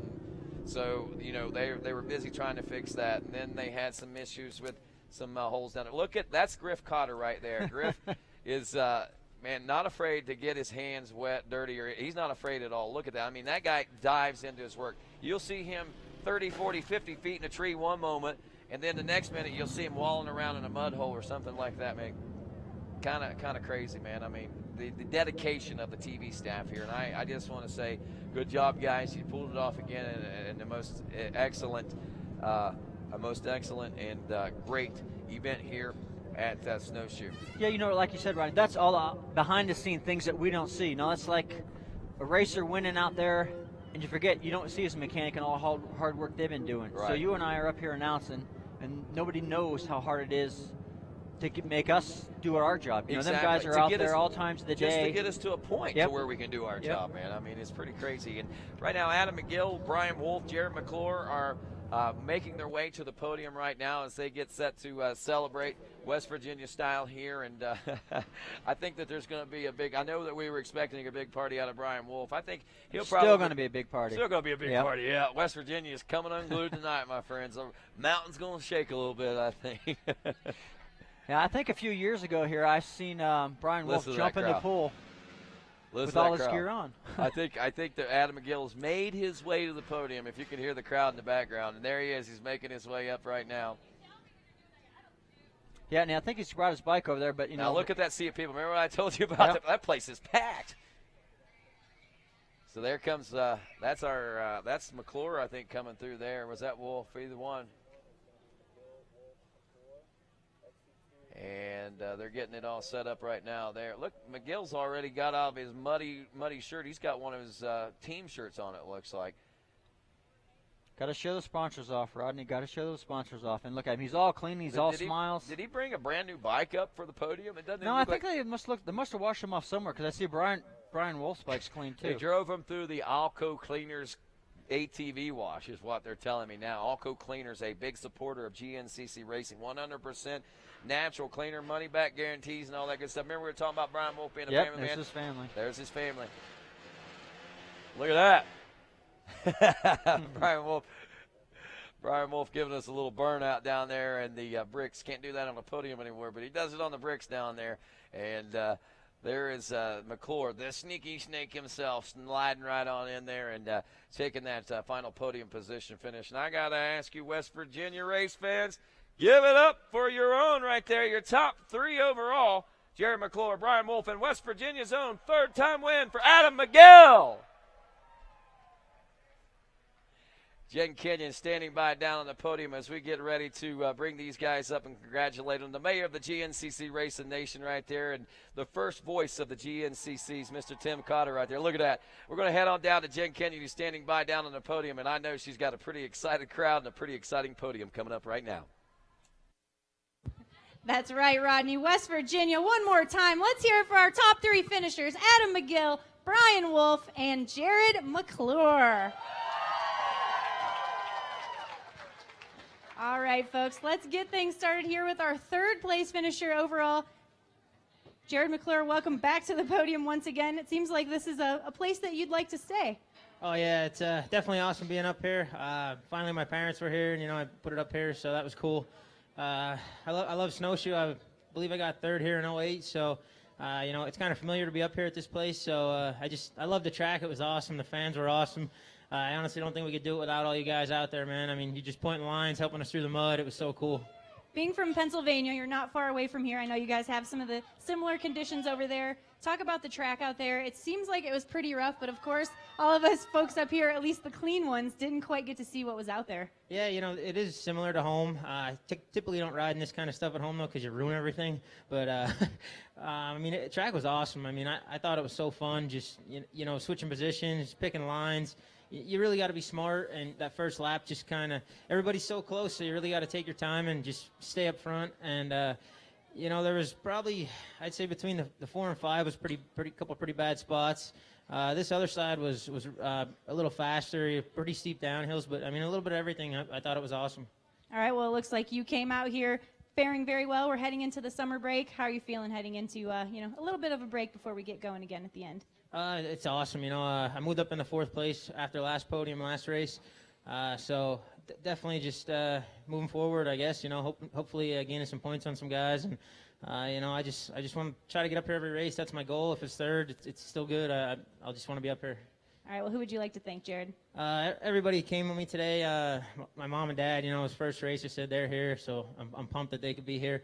My girlfriend Sierra in the pits. Then all my sponsors like DWT, Elka, Texera, HMF, IQ, Quad Tech, my trainer Mark from Moto Pro Training, SSI, Bell, ATVriders.com. Harlan always helps me. John from Bowers Motorcycle, he's another main guy. He always helps me out. Dirtworks guys, them guys, you know, he drove all the way from Missouri to be here, so he's awesome, man. I love working with them guys too. Power Mad, Moose, this is some of their new gear, so I'm pumped to put it up there for them guys. You know, just GNCC put on a great race here, and I hope we come back. All right, I think we'll be back here for you, Jared McClure. Third place. Once again, let's put it together for him. All right, second place. While this guy doesn't come from West Virginia, it sure does seem like Snowshoe is home for you, Brian Wolf. Second place, you were up there in that overall. Tell us about the day out there. Yeah, it's we've had good luck here in the past years. Today was pretty brutal out there. Made a couple mistakes there on the second lap and dropped back, and these guys got out front and wasn't quite for sure where I was at in it. The recorder was recording me like 5th or 6th or something all day. And I got up with McGill and McClure, and we were going at it back and forth. I actually thought I was ahead of McGill on that last lap, so I was kind of taking it easy, and he got me on time. So that was my own fault, but it was great to be able to run back up there and get back on the podium here at Snowshoe. It's been a long time since we've been up here, and my kids, they've been asking, Dad, are you going to get on podium today? And I said, well, I don't know. You know, I forget what race it was, but I said, well, who do you think's going to be up there? They said, well, we hope you, but probably Borch, probably Fowler, and probably McGill. but they just try to get up here with me, and it's great. Well, that's one of the coolest things. Yeah, guys. Anytime we see the Wolf family, we see these two kids with every time they're on your quad at the starting line after the finish. It's just like a great family affair. So it's got to feel really, really good to be up here with the whole family. It is, you know, and that's why we still come to these things. We're not in it for points. We're not in it to win. We just come because it's our life, and come see all these great people and fans and friends, and the kids love it, you know. So that Jeremiah had his first race last weekend at a local track, and I think that's just the beginning of everything for us. Oh, no, so there's another Wolf coming up the ranks. Yeah, he, you know, we waited till he asked if he could race, and he finally did, and Ava was kind of bummed because they push each other around the house at the motocross track like every day, and that's going to be trouble when she's out there, so. Double trouble, that's for sure. I just have one last question. You know, we've always said, Brian Wolf, you're either going to win this race or break down, and today you did neither, but you came up here on the podium. Tell us, you know, did you try to preserve the bike out there? Were you pushing hard? Were you trying to keep in the back of your head, I just want to get a podium finish or a win? I mean, tell us what was going through your mind. No, it was definitely win it or break it. And like I said, that last lap, I thought I was ahead of McGill, so I just backed it down a little bit thinking I was leading it. And that's my own fault. I should have just kept pushing like we were all day, and probably could have been in the middle of the spot. But McGill was running awesome all day. He deserves it just as much as anybody else. And, you know, Norm Bickley from Fast Tracks, he's been helping make sure my bike's ready all year, and every race I bring it and it's broken the day before the race, and you know, he really said it's not going to break, it's not going to break today. And I'm like, okay. Not okay. I didn't think that was going to happen, but you know, everyone in the pits and has been helping all year round, and my family, Annie, she keeps things up around the house. The kids, they stay so focused and patient with this whole sport, with me doing it and waiting their turn for it. And you know, I used to tell my buddy, he passed away this year in a car accident back home, and he used to always come off and say, have all these, not excuses, but, oh, my bolt came loose or my tire was flat. And I told him, I said, don't stop until it's broke, don't move no more. And his dad looked at me and said, oh, are you kidding me? You're going to start paying for that stuff? He's a real hillbilly. His number was an 806 because that was the biggest number he had or biggest tractor on his farm. So, you know, I kept that in my mind all day, and we lost a lot of great people like Liza Mary Summers and from GT Thunder and LP McGuire, and you know, I just look at all those situations, and you know, I'm real fortunate to be out here, whether we're winning or losing, just being able to come out here and do it. And I'd like to thank everybody else, all my sponsors, Hyper, Pro Circuit, Josh and Randy from Dirtworks, Spider Graphics, Quad Tech, Pro Taper. I haven't been up here for so long, I really don't know. 100% RJR Performance, and I'm missing them, but it's been a while. Well, Brian Wolf, congratulations. We welcome you back to the podium. And right here in the center of the podium, Adam McGill, hold that snow globe high and mighty, West Virginia's very own. That is right. Now, Adam, coming into this race, you and Brian, you each held 2 wins here at Snowshoe, which was more than anybody else. And And I was going to try and, I was waiting to see who was going to break the record of 3 wins here at Snowshoe on the ATV side. Now it's only you and David Knight on the bike side. Each have 3 wins here. That's like a record. By God, we're down in West Virginia, boy, now. So, no, but, I mean, holy crap, we won Snowshoe again. So there's no other place like this in the whole series we go to like Snowshoe. So, I mean, we had a good start. We run up front most of the day. Just picked them off one by one. Fowler got away from us. He had an issue. I slowed up. I said, "You all right?" Because I thought he crashed. And he said, "No, I'm good." And when I knew he was back, I knew he broke, I'm like, man, I just got to put my head down and go. And so that's what I tried to do today. Went back and forth a few times, but damn, it feels good to put this on in the middle of the box finally again this year. So I'm pumped. All right. Well, it's your first win of the season. You've been waiting for it, and you usually have pretty good luck here in your home state of West Virginia. Does that have something to do with it? Do you get extra pumped up, or what is it? It's not luck. It's all these fans out here. My God, these guys come from the woodworks. It's almost like a county fair. I mean, everybody from West Virginia comes to Snowshoe GNCC. And, I mean, from the mud fleas to the river rats or whatever you want to call them, I mean, damn, these guys worked their butt off today and trying to get me through this stuff. And, I mean, you guys out there, I mean, you guys are covered in mud. I wouldn't have been in the middle of this box if it wasn't for you guys. So hats off to you guys for helping me kick ass today. That is right.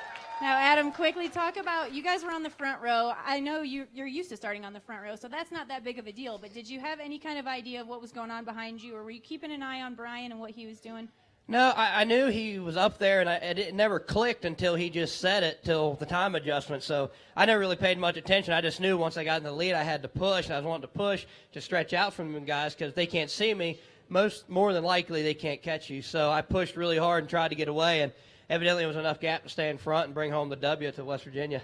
That's right. Well, who would you like to thank, Adam, for getting this big win here? I got to thank my dad. He built this bike, and, I mean, he's done one hell of a job. And so he told me, he said, this ain't no second-place bike today. And so I put my head down, charged really hard, and, did the best I could. We ended up with a win today, and my fiance's not here with me today. She's actually in North Carolina.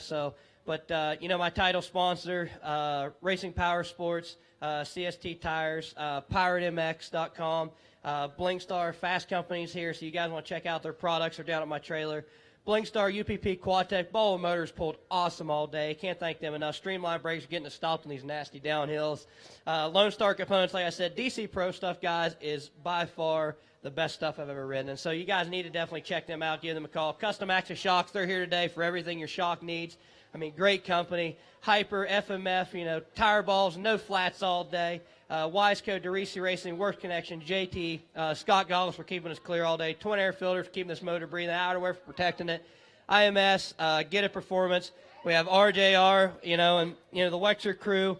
And then, like Brian said, before we took off, I actually said a quiet prayer to myself.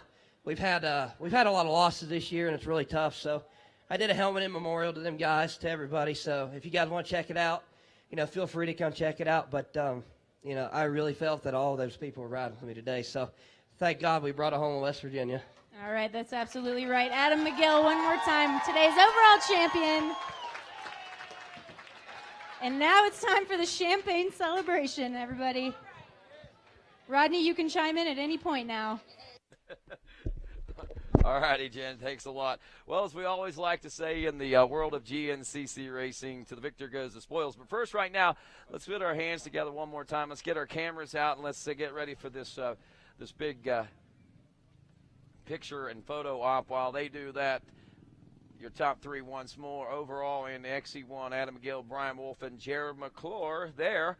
And in the XC2 Pro-Am class, what happened there? Cole Richardson ended up taking the win. Marshall Goings, he took second. And Randy Hamilton held on for the number 3 spot. And as we look to the top amateur today, Matt Pierce, Vet A, 28-plus class rider from Corning, Ohio. And if memory serves me correct, a former XC2 rider as well. And as we like to say in GNCC, to the victor goes the spoils.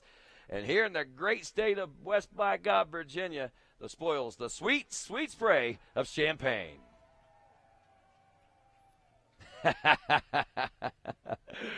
Adam McGill got it going off like a machine gun out there as he takes a big swig of the victory juice there, if you will. And I don't know if we can get a camera shot of the trophy, but we have got some very unique trophies today as Adam continues to play the crowd as he sprays the crowd out there with his champagne there. But We'll be congratulating some top amateur here in just a few moments. We'll also be resetting the podium.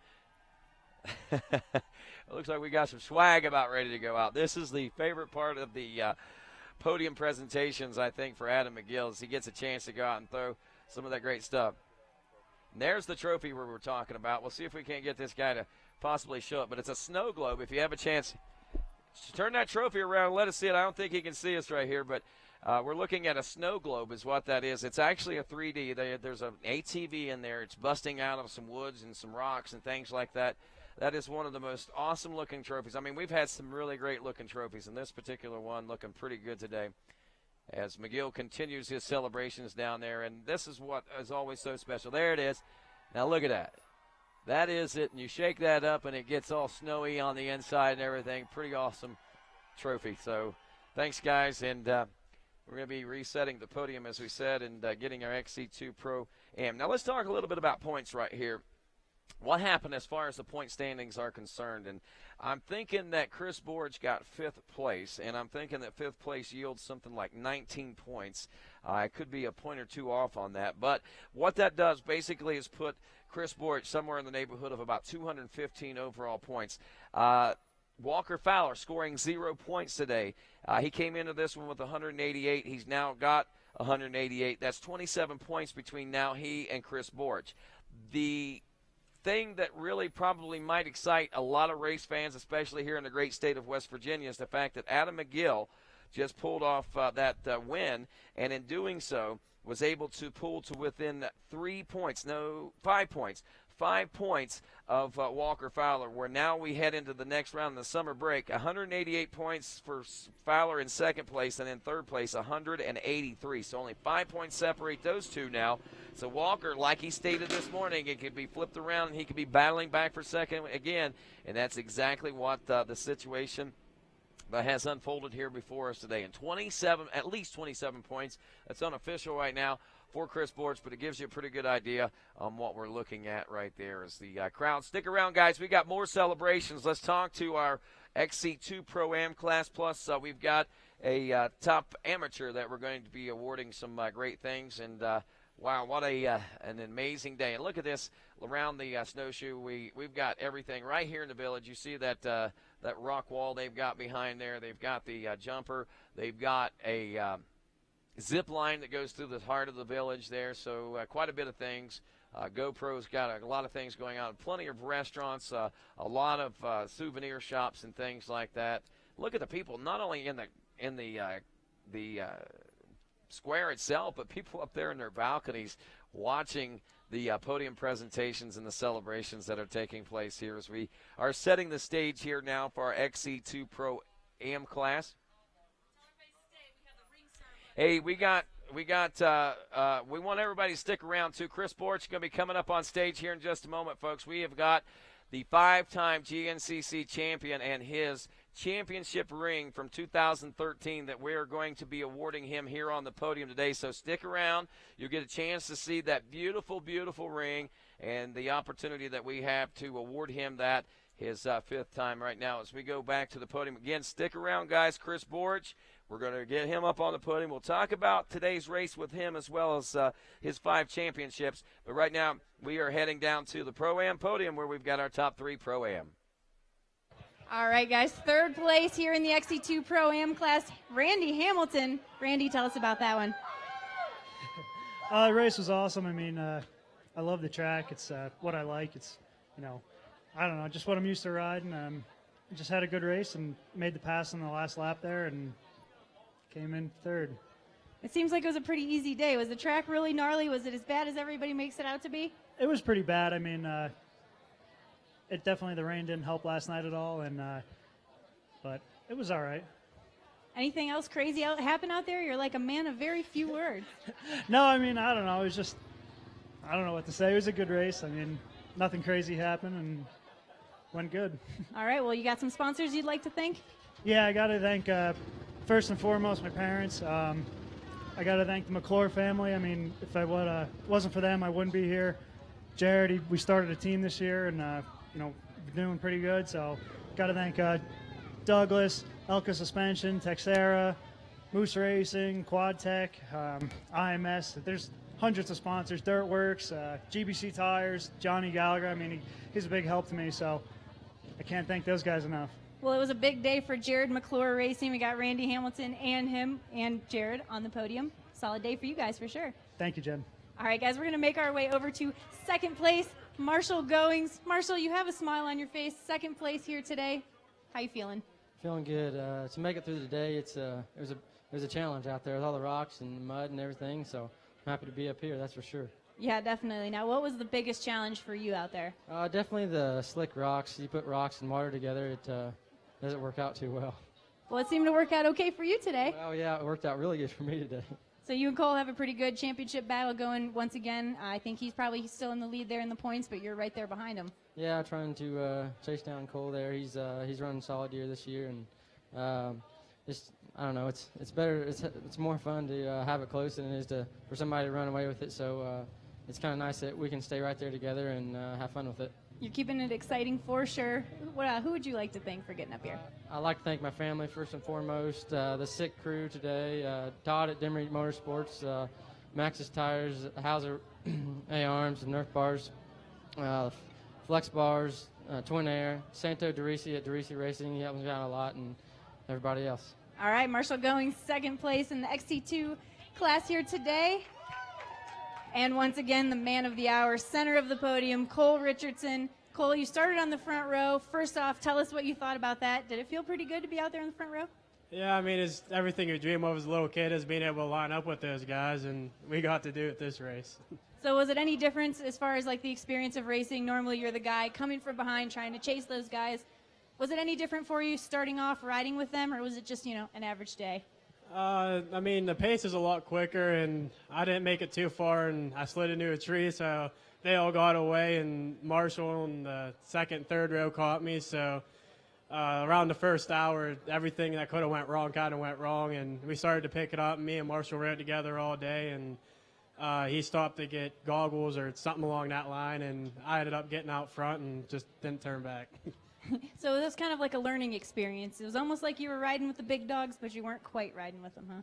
Yeah, I didn't get much of a chance. I kept getting stuck, so I mean, it's still definitely cool being able to start with those guys and just to learn as much as you can from them. Yeah, for sure. Now we're heading into the break, and then we've got our final 4 rounds after that. How are you feeling going into that?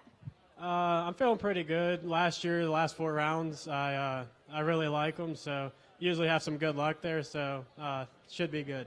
All right, well, Cole, who would you like to thank for getting this win? I'd like to thank everybody, all the fans out here that helped us go through the mud holes, and our mechanic, Mark. If it wasn't for him, I wouldn't be at the finish, and everybody that came out, my mom, dad, and family, the whole NFAB and Pro Yamaha team, Dragon Fuels, Toby at Moto Experts came out, and he builds a great motor. Max's Tires helped me get over all the rocks, and just Fly Racing, Hyper, Vortex, Cycra, Pro Taper Bars, and Lone Star, and just everybody out there that helped me. All right, let's chalk it up. Another win for Cole Richardson here today. All right, we're going to get a top 3 photo op really quick, and then it'll be time for Cole's champagne celebration. But don't go anywhere, guys. We've got our 2013 championship ring celebration coming up. But for now, Rodney, we're going to send it back up to you. All righty, thanks a lot, Jen. And the toughest and most spectacular and most unique race on this whole GNCC tour. The race set right here in an upscale ski village at Snowshoe, West Virginia, the largest ski resort in this area, of course. And, man, I tell you, it also offers up a lot of great opportunities for us to witness as spectators, and for those that are racing it, it offers some of the greatest challenges that GNCC knows today. Known as America's new toughest race, I think, again today, it kind of lived up to its nickname with that because of, if nothing else, a lot of the conditions that we were faced with the rain, and then the terrain on top of that. It offers up a lot of that, and it makes for some of the most elite racing. It separates the men from the boys, so to speak, and it certainly gives us a whole different look at what some of the results can turn out like. Riders that we normally see up front for one reason or another find themselves a little further back. Others that don't normally do so well find themselves front of the pack, and that's what kind of situations and scenarios we saw